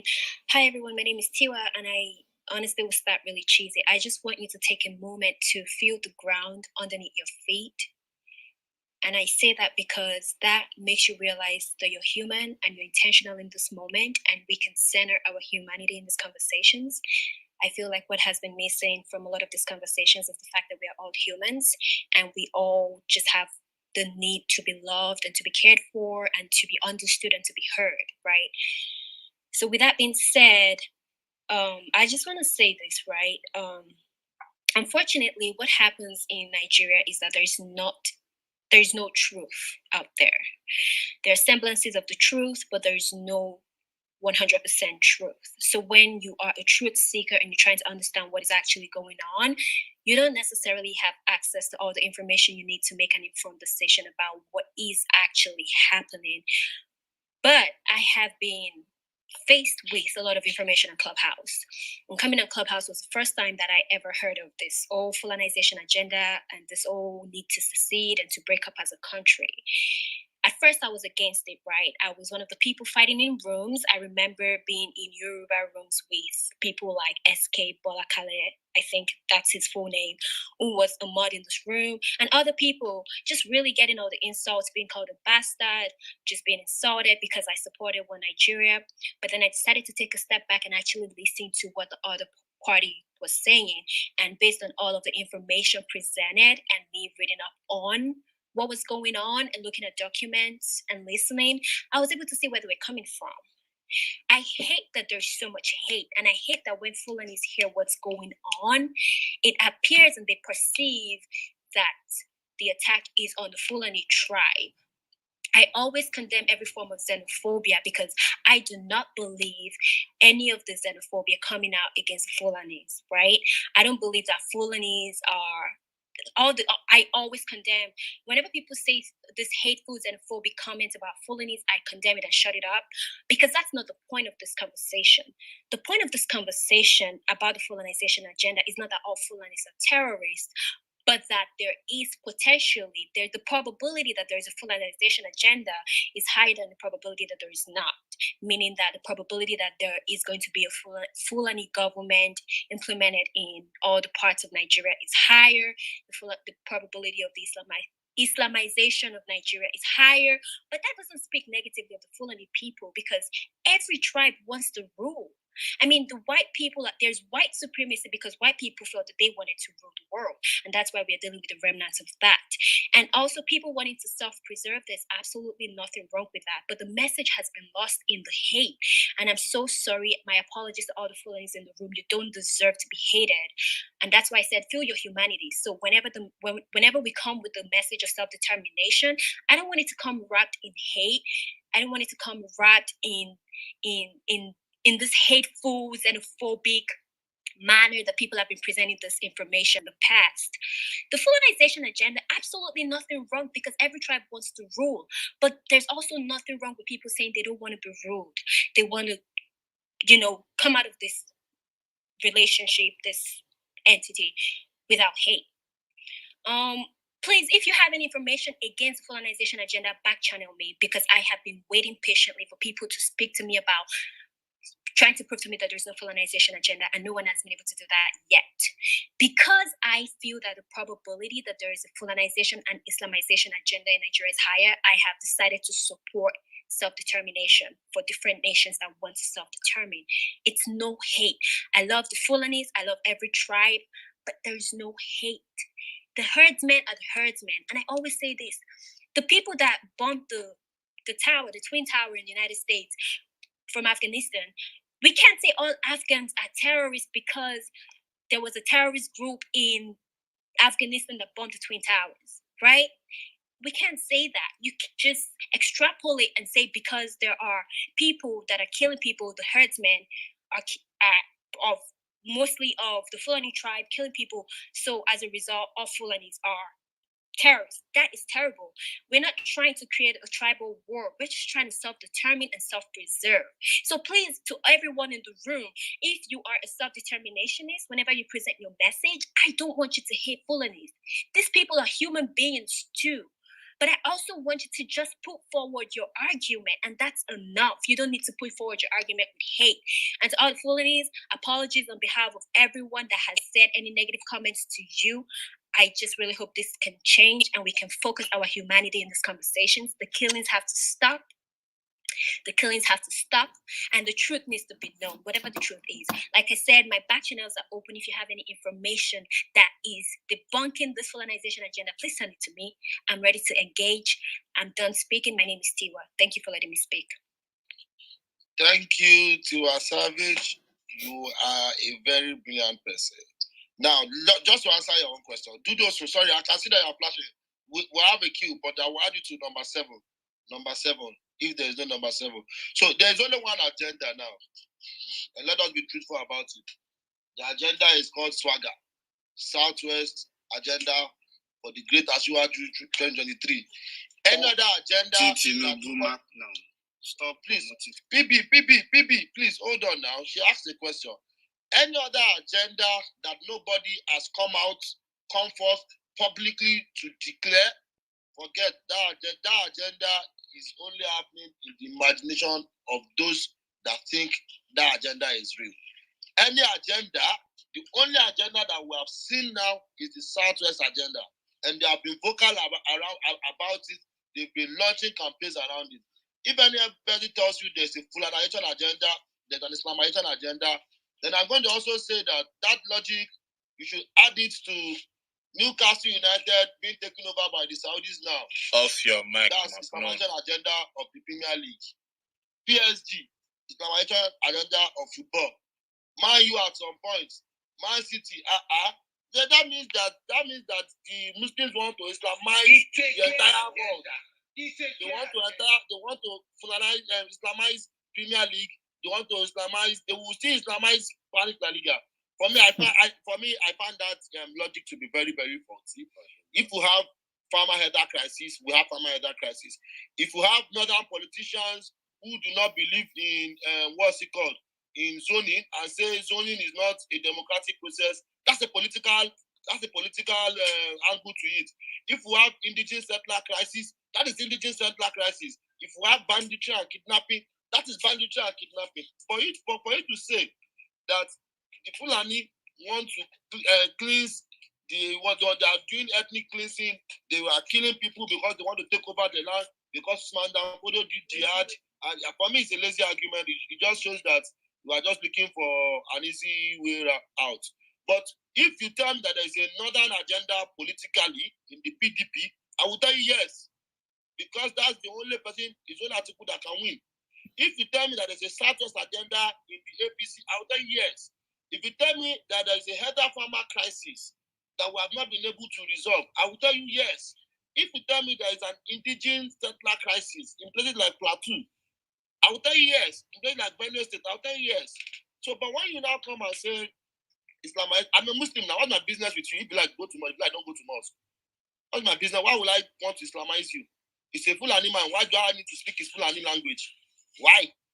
Because he knows how to play better politics than me, and he knows how to align. And see, this is the problem I have with the Northerners, and that's why I'm warning them this time around. They know how to form alliances with any of these 6 geopolitical zones for their own political interests, which is the best way to play politics. They know when to call the Southeastern guys and make them support them. They know when to call the Southwest. They know when to call the South-South. So for me, that is pure politics. That just shows that these people are able to play politics well. But can we talk about economics on a larger scale? No. Perhaps they have 1, 2, 3 few billionaires here and there.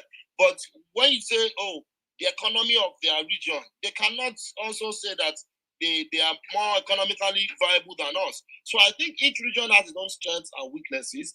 And yes, we sometimes play politics of religion and ethnicity. But of course, that's where so many politicians think, which I think is not proper for us now. Our politics has to be issue-based. And that's why I'm for electronic voting. When there's electronic voting, we would be able to argue out issues properly, logically, and let the most popular and best candidates win. So, Tiwa Savage, man, I think I will push back the question to you. Is there any Fulanization and Islamization agenda that has been formalized that we know, that we are seeing? Not all this modeling up and meddling up of different issues, like that David Boyd that said NASCO is funding terrorism. And I said that same NASCO that you link to Saudi Arabia, you have to link it to Newcastle, link to Man City. So for me, all of those things are sometimes there's a way people spin it around that you might want to think is true, but if you sit down, analyze it logically, analyze it, to the details, you will find out that no, this is just things that politicians just use to whip up sentiments and emotional what's it called. So, Chief, hold on, hold your mic, Chief. I'll speak after you. Yeah. Who is number 5? Priye, I'm number 5. Priye, my very good friend. You have the floor. Thank you. Okay. Thank you very much. It's really funny. These are the things that Uncle put in his DPR. These are the things that boils the people of Niger Delta and the Igbos in particular, and me, and a John man from Sagoma local government. And this man is telling me I'm from Sagoma. By the way, before I start, let me just let you know. In 1997, 98, I was PA to Sazdoku, who was the first PDP chairman.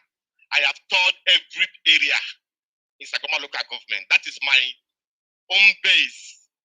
And for somebody to come and tell me that, in fact, I've screenshot this thing, and right now I work at the committee level, at the highest level of International Congress, and I will paste this thing there, and I will push for them to come up with a statement. These people, oh my goodness, I never seen this kind of thing before. Oshekimi, Aboto, hey, God have mercy. Okokboibri is now an Igbo. Oh my God, oh God, pass the CEO. And there is no shame in this thing that you are doing. No shame. I'm from Tarakiri clan, and many so to Tarakiri at this point coming to tell me that the clan I'm from is you must say you. Please speak the language. This is a new thing. You see, when I'm speaking, I'm an Ijon man. Yes, I'm speaking English, yes. But to come and call, please,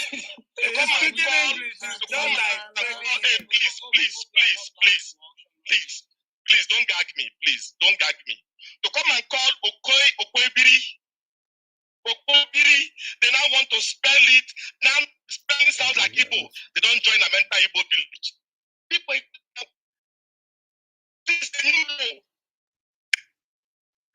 I will talk because they spell it in the English vowel. It sounds like a Igbo name. You won't claim it. Of Otoku. My cousin's name is Ebi Otoku from Kayama, Kolokuba Pokuba local government. And you are coming to say it's Igbo. How low can you guys go to have access to the Niger Delta? I don't understand.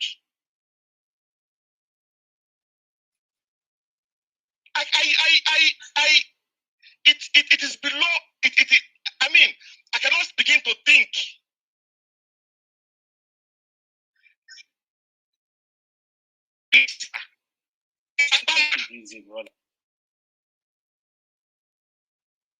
Somebody and people are coming to think that. Oh my goodness. That is how they try to claim that Jonathan's wife was Igbo, and they claim Jonathan was Igbo because his name is Billy. So me that I have Yoruba name, Kulemi, I'm a Lagosian now. You are a Lagosian. Can you guys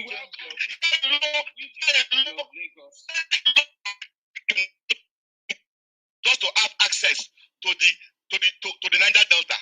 That you are claiming that these communities are in Bayelsa State are Igbo. Oh my goodness. I don't. Mute your mic. You know, he put it on his. You see, can you do me a favor? Can you do me a favor? Can you do me a favor, right? Can you do me a favor and give me the reference of this thing that you have sent or put on your DPR? I don't. It is anyway. This thing you just did took away all my thought process that I wanted to respond to. I don't even know. Jesus, can you guys go any lower than this? Thank you, and I yield the mic. You need to cool off, go drink beer. Okay, so the thing is, we talk. Wait. Everybody, hold your mic, please.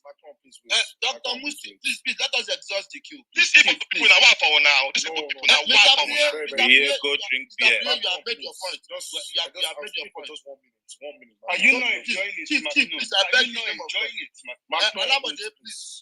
Everybody, please. Alabode, please. Hold on, Chief, please. Dr. Musti has been waiting. He's the last person on the queue. Let him have his time and then we can take it. I thought Jojo was let me just go speak. Allow other people. Are we not going Please let Dr. Musti speak, please. Dr. Musti is the last person to speak. Okay.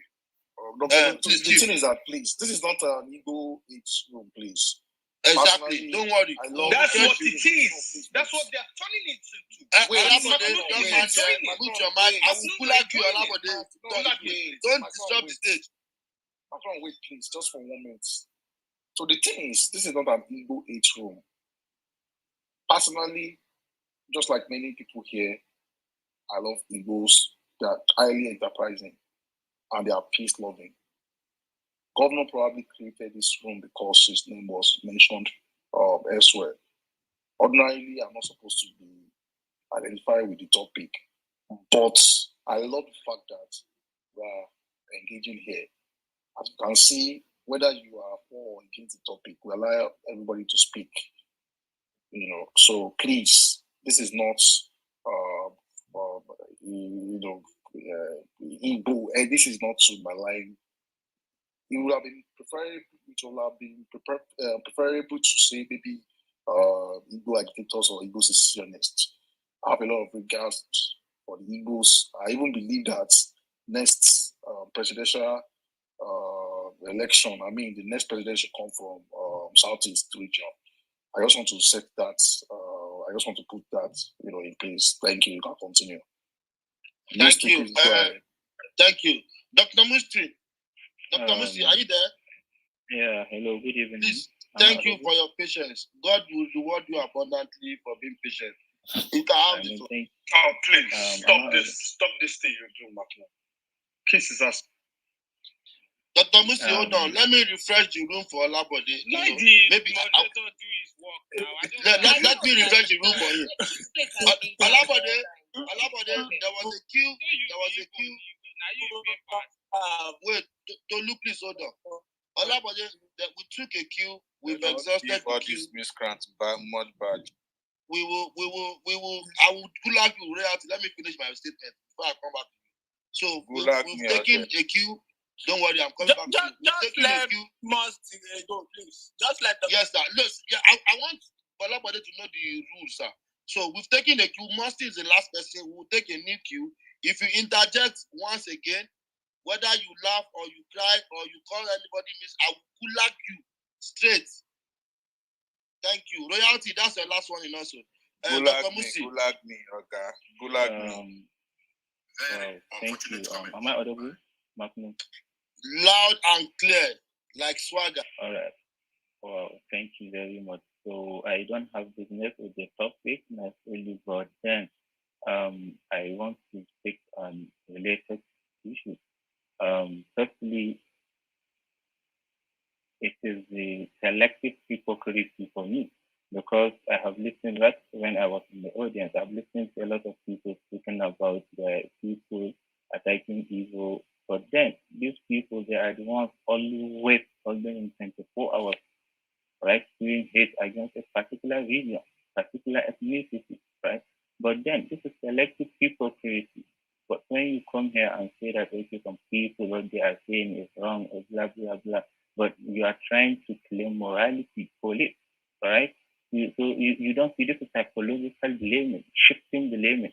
And then another thing that I want to speak about is this issue of Niger Delta Igbo.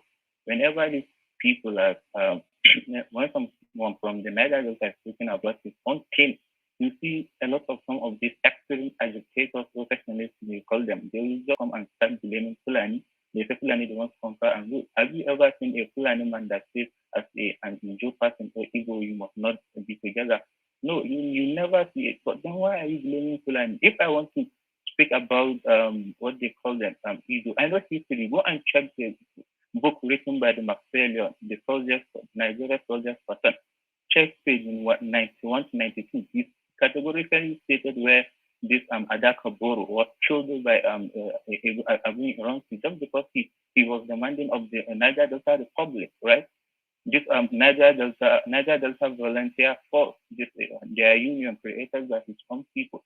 But again, when he attacked him, he arrested him, he killed him together with the people in that the same camp.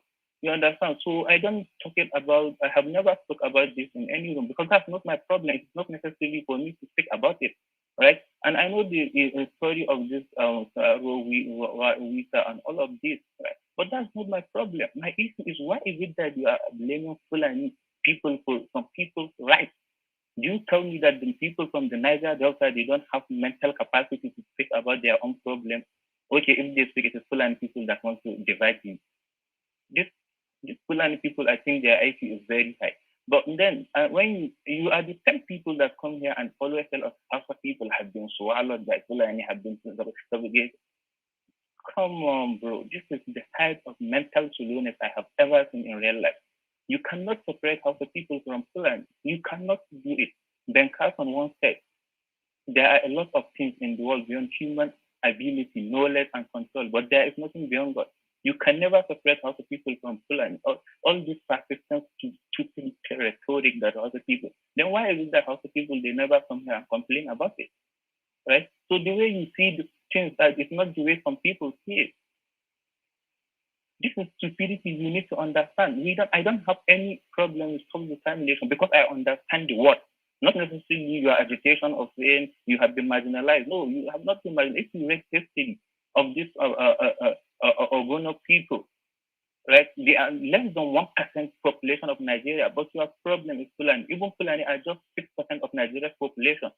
Hausa is 27% of Nigeria's population, but you are always your rhetoric 90% of the time Fulani, and you call yourself as someone that has a sense of reasoning. All this I'm saying, I'm not directing this to Igbo people or Yoruba people. I'm referring to specialist people, right? I'm referring to specialist people. They know themselves. And when someone come here and say referendum, okay, you are asking Gado to give you referendum. How does that affect Gado? Why are you sometimes that's why sometimes I just don't want to speak, because when I say people have not diagnosed their problem, I know what I'm saying. Why are you blaming people unnecessarily?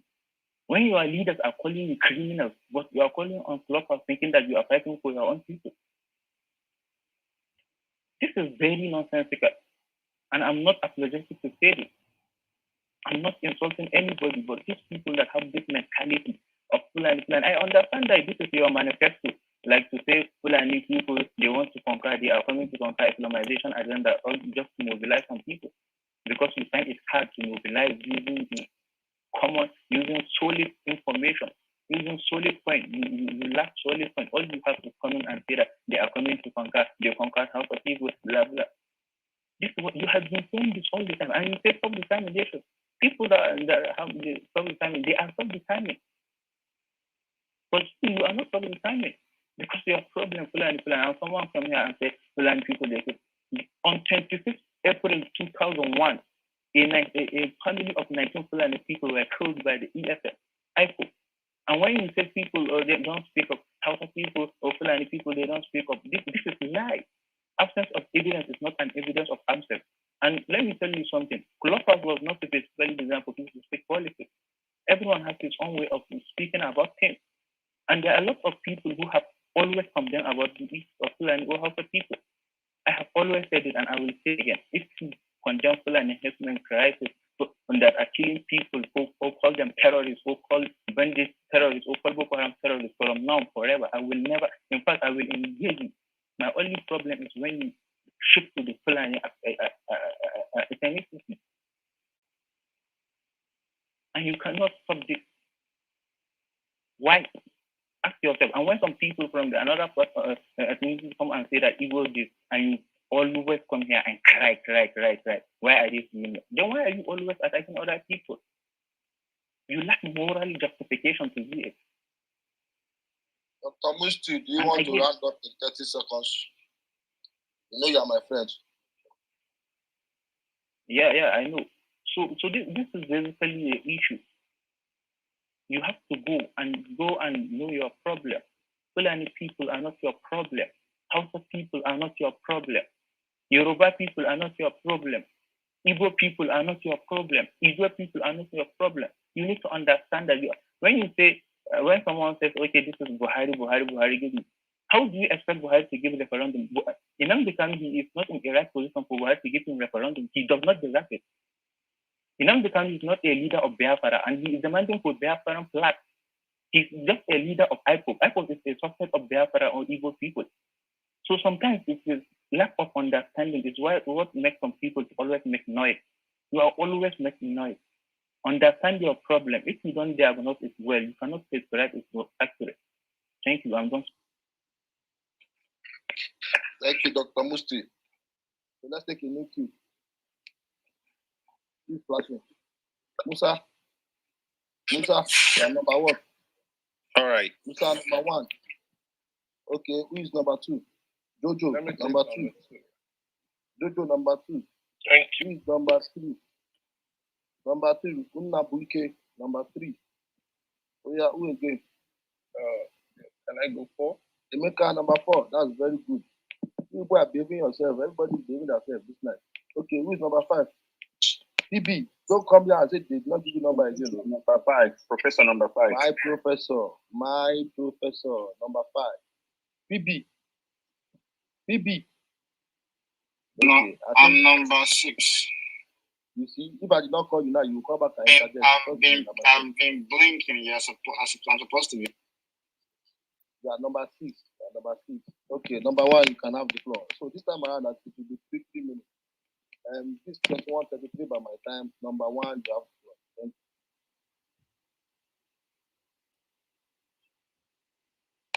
you. Musa, you are number one. All right, thank you very much, Magnum, for the opportunity. I want to start by saying that the issue in relation to Niger Deltans, the South, and the Southeast is quite funny, and it's high time for some people to wake up and see what the whole agitation is all about.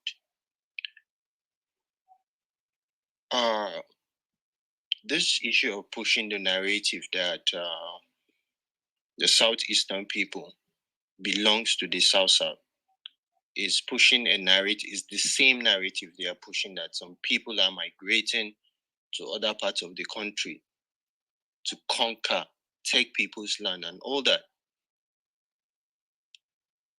This is the fact. The Igbo people are not indigenous to the South, Niger Deltans. They migrated to the South. But what is the narrative today? They've been there for centuries. What's the narrative today? They are claiming the land. Why? Because of the presence of oil. They are now fighting the real indigenous people of the South on their land. And they are the number one people accusing other tribes for migrating and try to claim ownership of land. It's entirely wrong. And this is a clear message for the South people. If Biafra should exist today, and South and Southeast should be what Biafra is, every tribe from the South is going to be a minority in that country called Biafra. with just this small opportunity they have, the narrative they are pushing, the harsh word they are using on the South, how are you going to survive in a country called Biafra, you being a minority? We all know that there is no single tribe in the South that has the population of the Igbos. So this is an information to the South people. If Biafra should exist today, just know that you are going to be a minority in that country called Biafra. Thank you. I shall submit. Musa, you are a very, very time-conscious person. God will bless you for keeping to time. Who is number 2? It's me, sir. Jojo, my friend. Jojo, the Arsenal fan. Yeah, you have the floor. Good evening, sir. So, good evening, everyone. Been listening for quite a while now, and most of the time you don't have opportunity to speak. Me, I'm from Edo State, from Benin, to be precise. I was in a room the other day. Someone mentioned that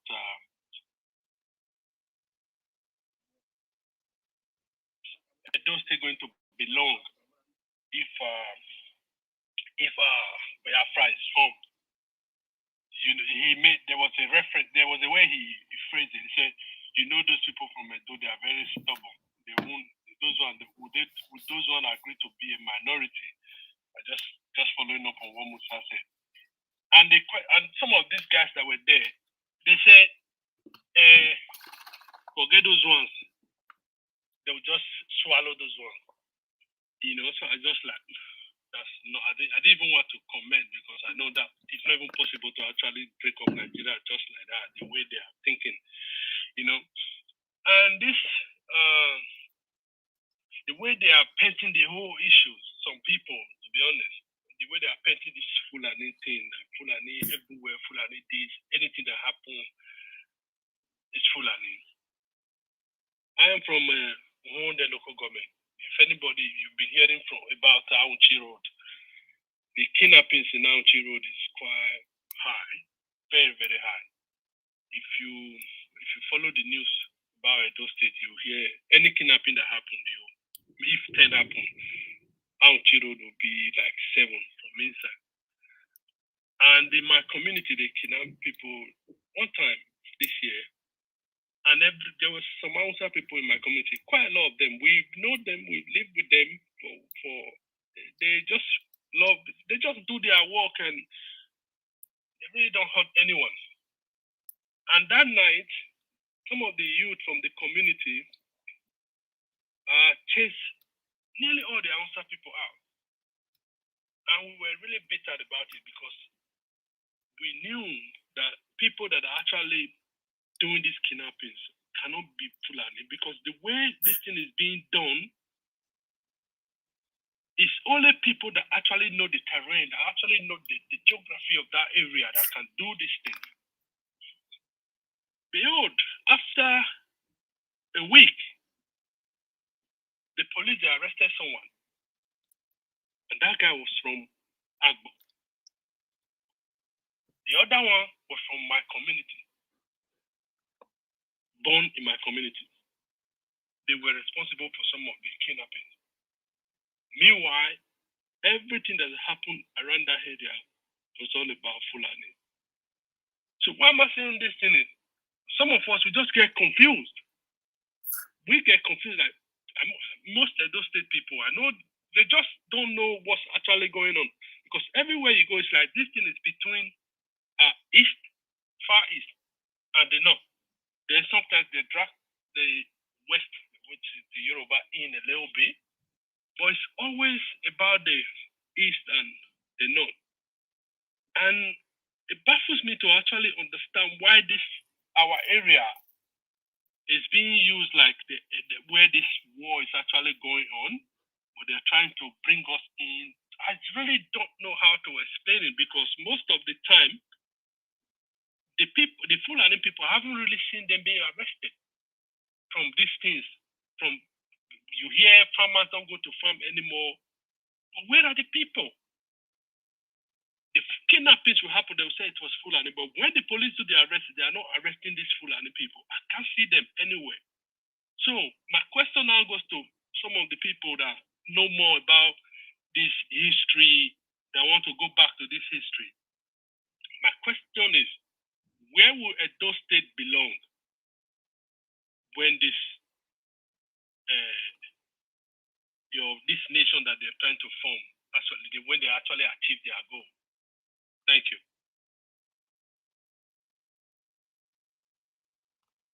Thank you, Jojo. I'm surprised that an Arsenal fan can keep to time.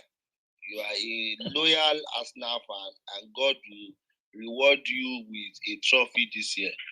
Who is number 3? Who is number 3?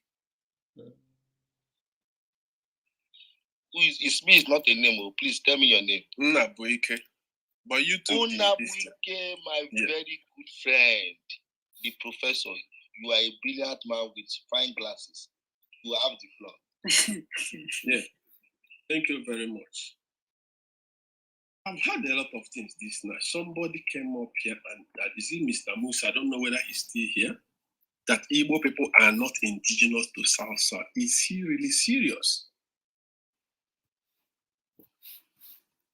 Is he really serious? Does he really know where the South is? All he has to do is just go Google the names of those places. There's a place called Obibo. Obibo means the heart of Igbo people. It was renamed Oyibo during the Biafran War. The heart of Igbo people is Obibo. Obibo is in South. It's even a local government area. My own town, Akwete, they divided my town into 2. Part of it is in Rivers State, the other part is in Abia State. The crazy people, yes, I have to call them crazy. The crazy people that created the states claim that water was a natural boundary. They did not understand that every river is owned by a particular people. They divided my community into 2. So part of my community is in South, and some part of my community is in Abia State. And we also have, I'm from Ndoke, we also have Ndokis in Akwa Ibom who are there. Akwa Ibom is South. River State is South. The Igbo people in Delta State, they are South. Do you know how many Igbo people in River State? And somebody is saying the Igbo people are not indigenous to South. That's the kind of propaganda we hear here. I don't know, I've been in this room, I think that was 30th May, and I really enjoyed this room. But what I've had this night, it seems like that a lot of anti-Igbo people just gathered here. And it's very, very unfortunate that somebody will come up and make that kind of statement, saying the South will be minority. Let me tell you, let me tell you, there's a narrative that seems to be popular. When you hear about Biafra, most Biafra activists in Igbo land do not want to join, they do not want other ethnic groups to join them. The narrative that Igbo wants other ethnic groups to join them is probably 1 or 2 groups of pro-Biafrans that are pushing this. And Nigerian media know that other people will not like it. That is why they made that narrative very popular. For me, I'm a pro-Biafran. I believe in Biafra independence. And I believe in that Biafra that is purely Igbo nation, where Igbo will be a language of instruction in schools. That's my own view. I don't believe in Biafra because I hate any ethnic group. I don't believe in hating anybody. But understand that in marriage, whenever any party says that he or she is tired of marriage, you can't force the person. What is wrong with you staying by yourself? Is that a crime? Why can't you stay by yourself? Why must you force other people that say they don't want to stay with you? Why must you be telling people, oh, they're coming for you? What is oil? Some of the ethnic groups that are shouting we are looking for oil, only Newi alone can buy them over. And it's not about boasting. Yes. And Abreba alone, Abreba is just a community that have hundreds of billionaires. We don't need oil. What are we doing with oil? In the world of innovation. Look at Japan, look at other powerful countries. This narrative you are coming for oil. What are we going to do with your oil? We just want independence. We don't want all this drama. Forget about whether there will be war in this, all those nonsense people say, or even if you have the Biafra, there will be war. Who will cause the war? Who will cause the war? Look at what people are seeing in Nigeria. Since 1960, it's the same story. Like this, the condition of the people continue to deteriorate. The same story. Next 10 years is still going to be worse. Because I remember in 1980s, in 1970s, our parents were praying, hoping that tomorrow will be better. But look at Nigeria today. And you say you prefer Nigeria. If you prefer Nigeria, that is good. Those that prefer Biafra, leave them to go. Support them if you're an honest person. Don't be this parasitic mindset. We can't let you go. You can't be alone. There's beauty in what and all these things. We need to be united. United in what? Is it in graveyard that people will be united? Now, this one goes to my brother Priya. I was in a house, Niger Delta house, when you people drag my people into a job and claim the Ndoki people were a judge.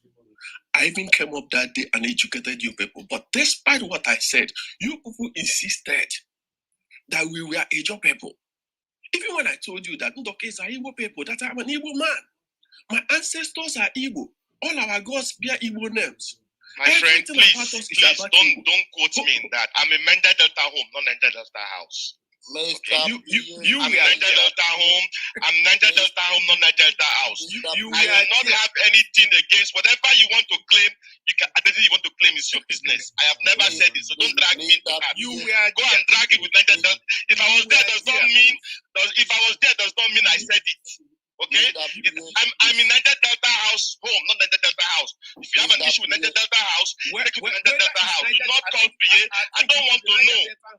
Wait, it's not Niger Delta home. Don't do that there. We don't do that there, please. You were arguing with MK, not me.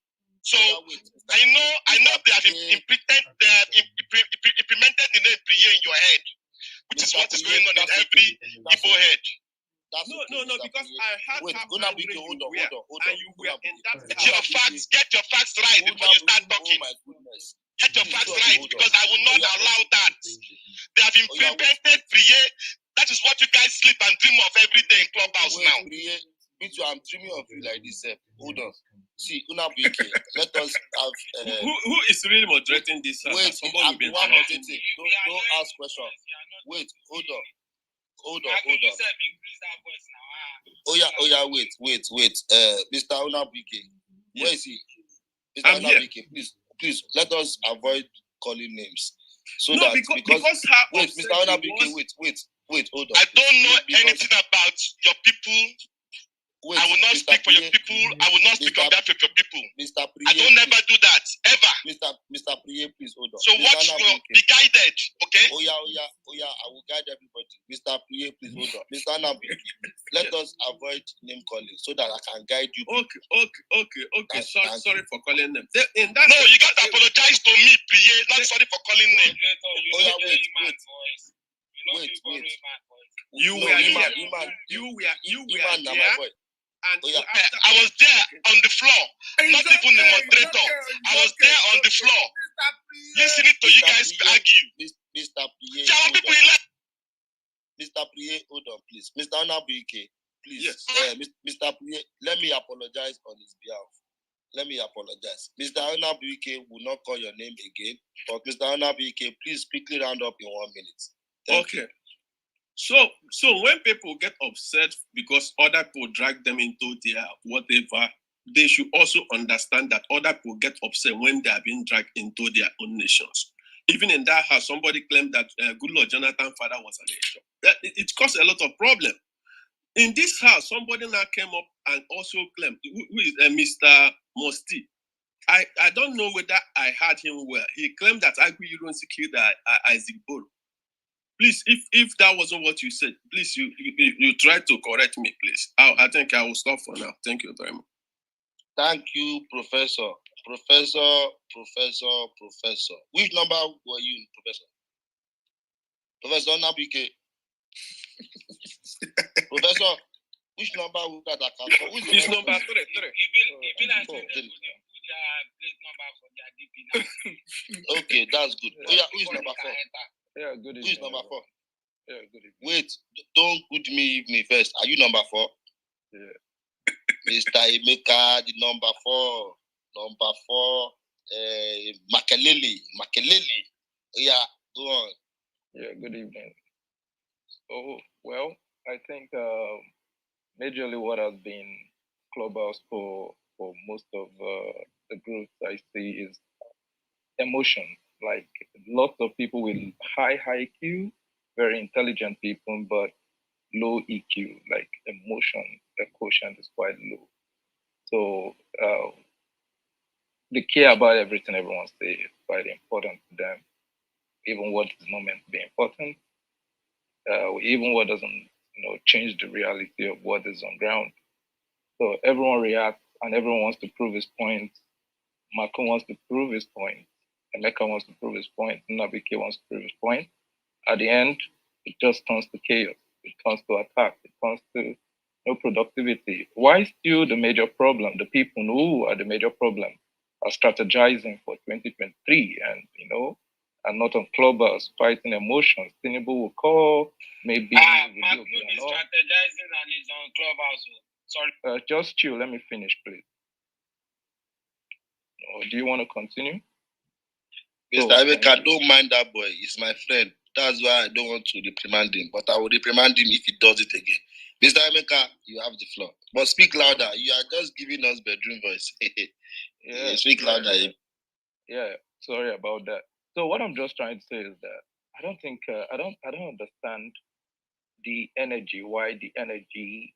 I don't see the essence of the energy. If an Igbo guy puts a wrong description about a land in Ijo not belonging to the Igbos, South, I don't know, why do you need so much energy to actually prove him wrong? It's just Clubhouse. You can educate him and direct him to the right place to get the right resources to know that he's wrong.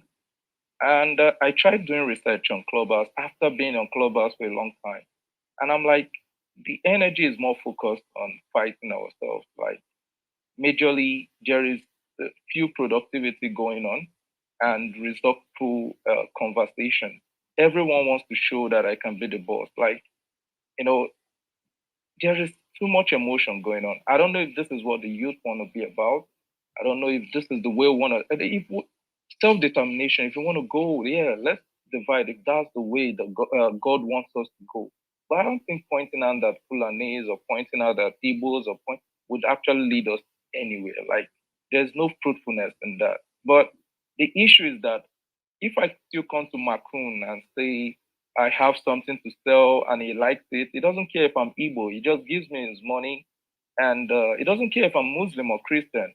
The same thing with Fulani. That's why the Igbos can travel to anywhere, start up a business. The Fulani also move around. The Northerners, also, the Southern, everyone moves around and shakes hands on the table. And it's only when it comes to Clubhouse, it's as if there is this kind of.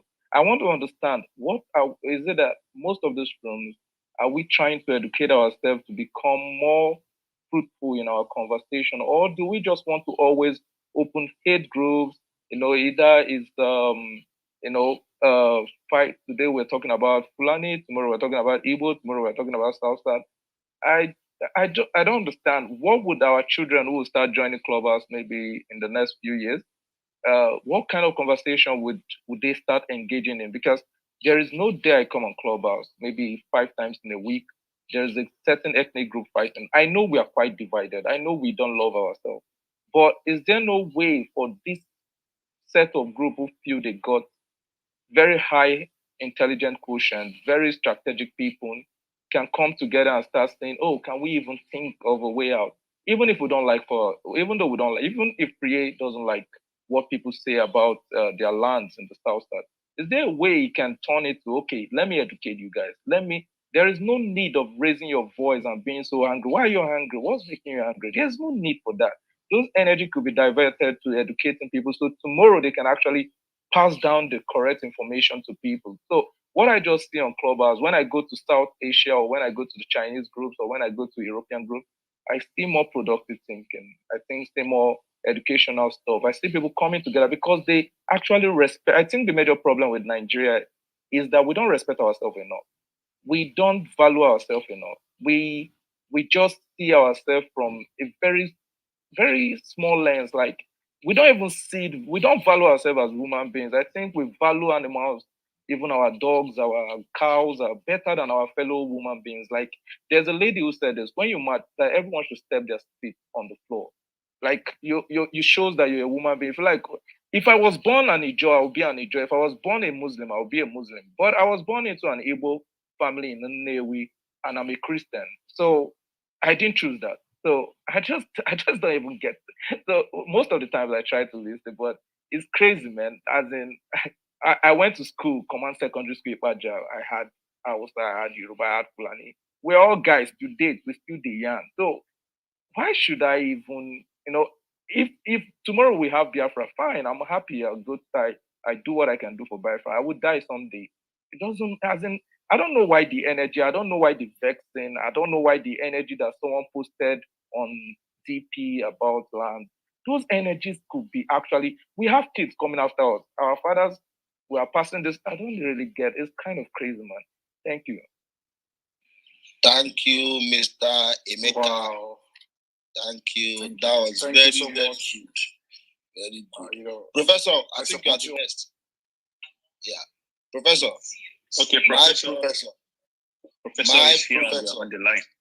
My professor. The last speaker actually preempted my thoughts, but I will go from the historical perspective. I'm born Igbo, Enugu. I grew up in Maiduguri. I stayed in Lagos. I stayed in Kano, Bauchi, Jos, Kaduna. I stayed in Ondo. Virtually, I'm a Nigerian. And then I thank God that I'm a Nigerian. I want us to actually give kudos to those who deserve it. 2014, there was a prediction that Nigeria will break up. It took one man to be a brick builder. If you're a brick builder, I don't care who you are. I don't care if you are Muslim, Fulani. I don't care if you are Igbo, Christian. I care about what you are doing for humanity. A brick builder came. There's supposed to be war in Nigeria, but one man started a peace talk. That man is Ashwaraju Tinubu. He actually told Buhari that, go first, I will support you. You don't have the resources, use my resources. And they did something that amazed John Campbell, US ambassador to Nigeria. He said Nigeria will break up 2015. After 2015, there will be no Nigeria. The index were there. The systematic failure of Nigeria was there. But there was a narrow escape. Who worked at that narrow escape? It was Tinubu. What I want everyone here to be doing is, if someone come up with a very good idea, let's challenge our energy towards that good idea. Support the good idea. Don't support any form of jihadism. Don't support terrorism of any sort. You cannot give life. You must not take life. If you support those who take life, you're also taking life, directly or indirectly. I want us to wash our hands off the blood of the innocent that is being shed in Nigeria on a daily basis. We that know, we that are exposed, we must encourage dialogue. Nnamdi Kanu came to the US to look for money. I was in US. He came to look for money to do it the violent way. We said no. I can say the only fault we have was not telling him another way it should have been done. He left. He didn't get money, but his mind was impregnated with another formula, which is very disastrous. We all are seeing the formula he used. However, if there is crisis, I don't want the elites, the intellectuals, to be on the fence. Let's speak the truth. 2023 is coming. Another anarchy is about to break out. We must begin to strategize. Those who have made the sacrifice to keep the nation one, we must put them forward. Those who are bridge builders, who have done something substantial, who have track record of living an exemplary life, we must put them forward and queue behind them, so that those who are undecided, they will see what we are doing and they will queue. I want Nigeria not to break in our own dispensation. I will not be alive to see Nigeria disintegrate, because when Ojukwu was fighting the war, saboteurs fought him. He was fighting an ideology, and he thought the world powers will assist. The world power did not assist Ojukwu. Those who think disintegration will be achieved through violence, I want to say it cannot be achieved through violence. It can only be achieved through a peace talk, negotiation, and a culture of peaceful resolutions. I will yield my mic, but before I do that, I want us to look beyond ethnicity, religion. Look beyond what divides us. Let's look at those things that connect us as human beings, not as I'm from Enugu or I'm from Kanu or let's look beyond the state boundaries. We are one. We can win when we join forces together. Just like Tinubu and then Buhari joined forces together, they won. Let's have somebody that can actually shame the Europeans and those who pretend that Nigeria will break up, that we cannot take care of our business. We can take care of our business. I yield my mic. Thank you all. Thank you, Professor. You see, when I was doing my master's, I was taught by 7 professors. And you see, there is a way professors speak that you just want to listen to them.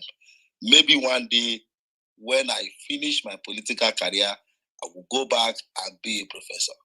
Who is the next in line? Mark, no. Mark. Please, who is the next in line? Okay, I think I saw Sunday flashing. I think, Mr. Bonka. Mr. Bonka, the great historian of our time. You have your floor now, because I think you left. You said you were driving. Mr. Bonka, are you there? Mr. Bonka? Mr. Bonka is not here. Mr. Macnon, how was our swagger launch today? Exactly. Tell me about it, please. Let me tell you about our swagger launch. You know, our swagger launch in Lagos happened at 10 Degrees Event Center at Billings Way in Oregon, where we all came out. And mass, you can see the cap. My cap is on check my PTR. That's the cap that they gave me as a loyal member of the APC Southwest Agenda. Mr. Sadiq, see, I hope you are in support of Southwest Agenda. Exactly, straight up. Did you see all these clubhouse people there? No, I didn't see them. I was looking for them.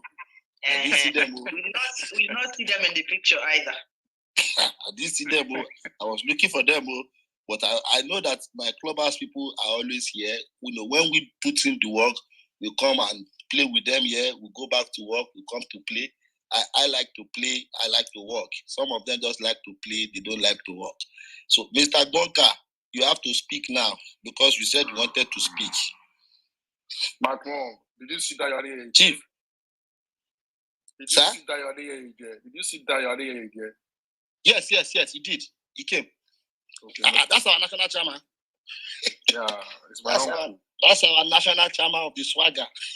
It's a swaggerlicious man. You know, when he made the speech, he said someone asked he said someone asked him that why is swagger just Southwest agenda for Ashwaju? That G should be great. He now said that he has changed this, that from now on it is Southwest agenda for the great Ashwaju. And on Bola's mandate, we have been standing and we still stand. But So Mr. Mapna, how come why we feel left out anyway? Because it's a Southwest thing, you understand? Yeah, so and let me from explain. the north, I'm a big fan of Tinubu. Let me explain what is. Let me explain what is happening. Please, excuse me, please. Let me ask a question before we digress, please. I think we are talking about Nigeria.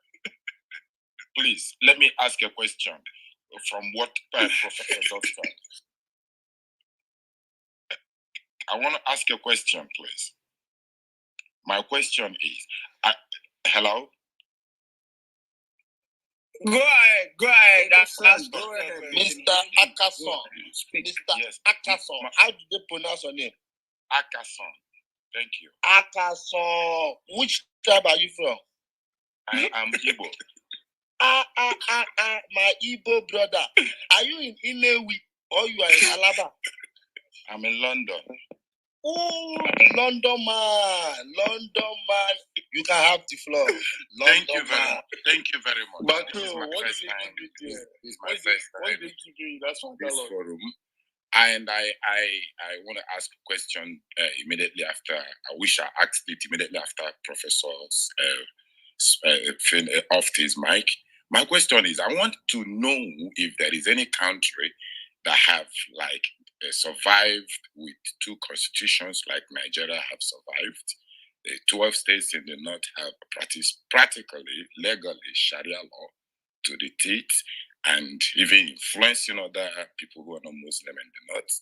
And the southerners are bent on practicing the constitutional senators, everybody who voted in to protect and defend law, while the 12 states in the north openly have practiced Sharia law for over 10 years. Thank you. Is there any country that have survived such a thing in the world? Do we have? Mr. Sadiq, this one is for you. Why are you practicing Sharia and you are not practicing? What's the other one, Akason? And who told him the northern states do practice Sharia law? Okay. Why did you come to that conclusion, Mr. Man? Akason. Akason, right? Yes, Akason. Actually, your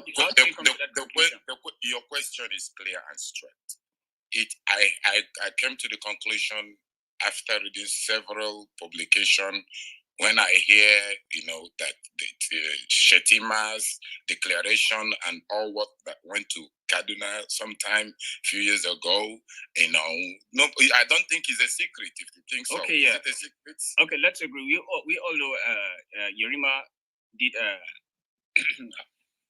Can you hear me? Sorry, information again. My aunt in Kano State was beheaded some time ago after being judged in a Sharia court. My aunt.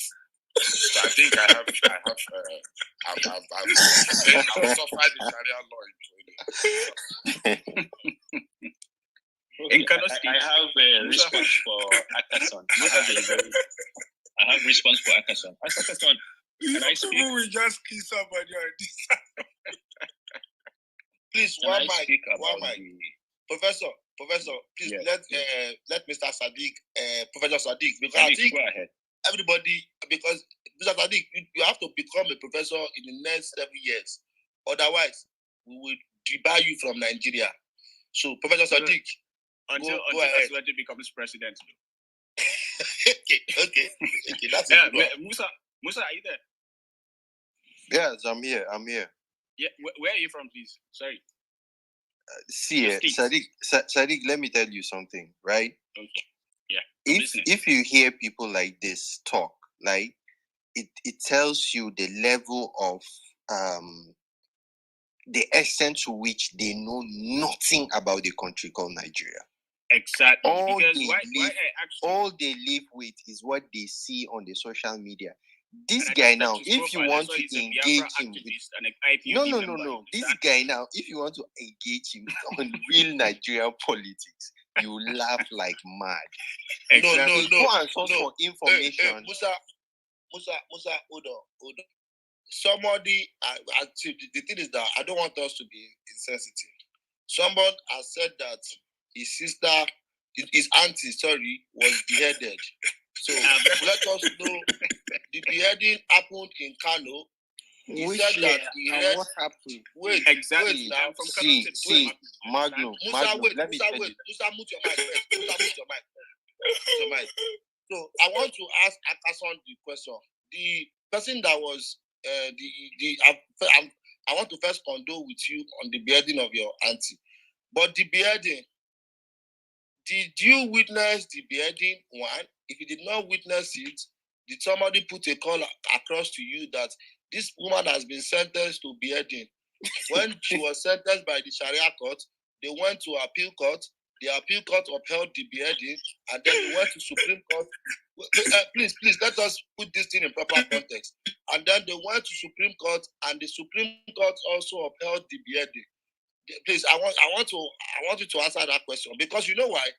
For cases that have capital punishment, your lawyer will want to exhaust all possible judicial process up to the Supreme Court. So, which of the Supreme Court justices upheld the beheading of that auntie? Magnum, you are stressing yourself. I think it's Islamic Supreme Court. Islamic Supreme Court. Excuse me, please. Excuse me.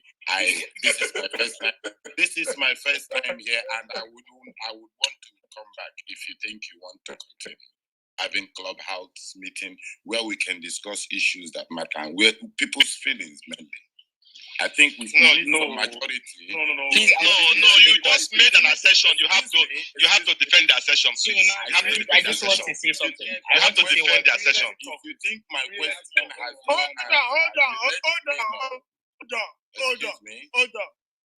Do you think my question has no answer? Which country in the world have practiced two constitutions and survived the Let me answer your question. Hold on. You made a claim that your auntie was beheaded in Kano, and they are asking you to clarify yourself, and you are turning it around. That's not very great of you.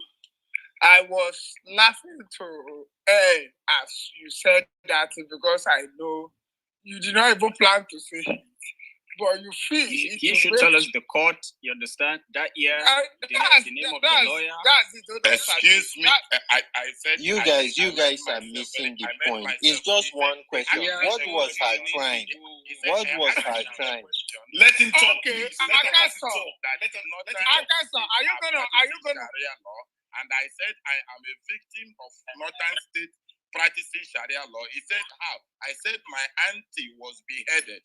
They accused her of Okay, hold on. Of using aunt beheaded public, and she was beheaded. What did you say she did? Excuse me.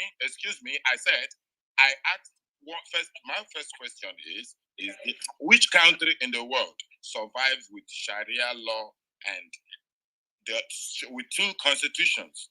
And that one you don't want to touch it. But if you want us to, I think I should say Sharia law and common law. It's common law and Sharia law.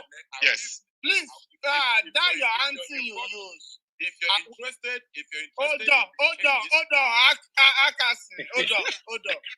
I'm really interested in about your auntie. Hold on.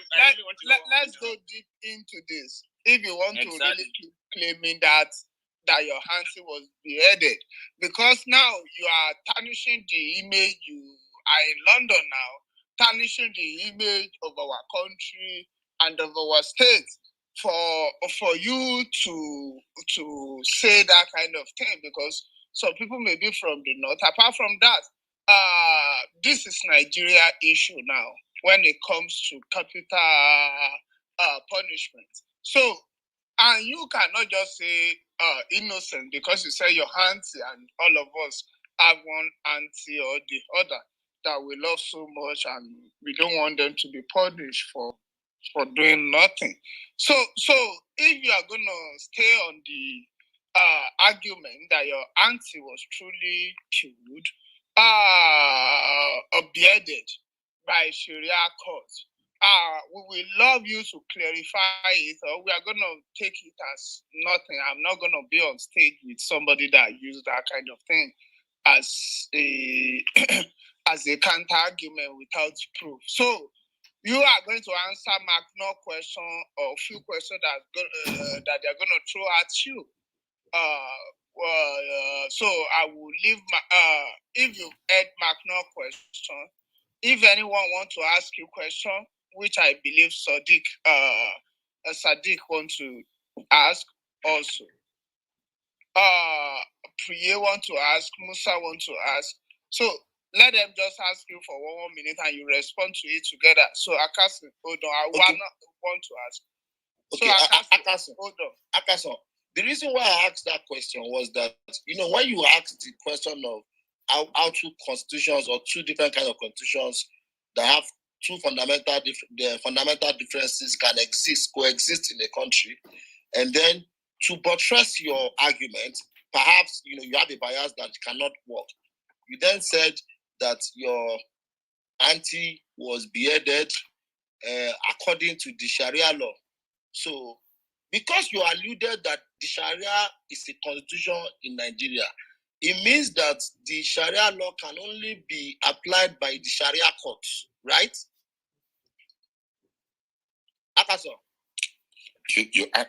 You asked me a question, and yes, I think it is only I think you need more clarification about the beheading of my 70. She's 76 then, in the public market, and her head was being used. It was on Punch newspaper. It was, I am from Imo State. Was it by a mob? Excuse me. Was it by a mob or by the Please, let him. You asked me a question, you allow me to answer, or I will keep quiet. Go ahead, Akasu. I am from Imo State, Ikedru to be precise, and that's where she comes from. I don't want to mention my community name. It was a national newspaper, a grandmother that was beheaded in the north, in either Kano or Kaduna State. I was in London when it happened. I saw the picture. It was a national newspaper. Maybe you think she has no relatives, and maybe I'm just by a mistake. I got involved, and you're hearing it from me. Please, what is that news? National NTA News. Nobody has. What year was that? Nobody was clearly punished. Legally, nobody. They said hold on, PB. Akasi, are you there? She was accused of using Quran carelessly, and she was beheaded right in the public market. And she when was that? What year was that? That's good. What year was that? Excuse me. I don't think I'm the only person that should know this story. No, please, you have to clarify this. This is about you don't know. I think I have given you. I swear to God, if you are going to continue lying on this. Wait, I just shared some things in London check your private and spoiling your country's name. When I lost an auntie in a public market, beheaded in the name of Sharia. How are you going to behead somebody in a public market? I don't know why. Maybe you're new in Nigeria. It's common. I don't think my auntie. The Sharia law. It's not common. The courts took her to the market to behead her or what? Oh my God! You see, this is the problem with us, and we like to trigger situations and trigger everything just to achieve our aims and all that, and this is a very bad thing. Akasin, what you are doing, I don't understand what you are trying to do here. I was born in Kaduna. I grew up in Maiduguri, and I'm here in the US right now. I've never seen something like that before. That somebody will be beheaded in the market. But I said it happened to me. Wait, listen. And you said this thing. It happened to me. Wait, you said no. You said why are you arguing? Wait. Southwest. You said just now that it happens in Nigeria, and that's how it happens in Nigeria. Please stop giving Nigerian bad names. Sorry, PB, please. One mic,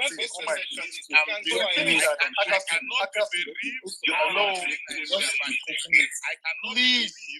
How can a judgment of a court be passed in the market? Please. One mic, I cannot be believed. And he said by Akasin, I'm very sorry. Akasin, I'm very sorry for your experience. You know, I want to believe that you wouldn't just come here to lie. But the problem is that I'm becoming emotional. In 2016, I'm so sorry about Mrs. Eunice Olawale was beheaded.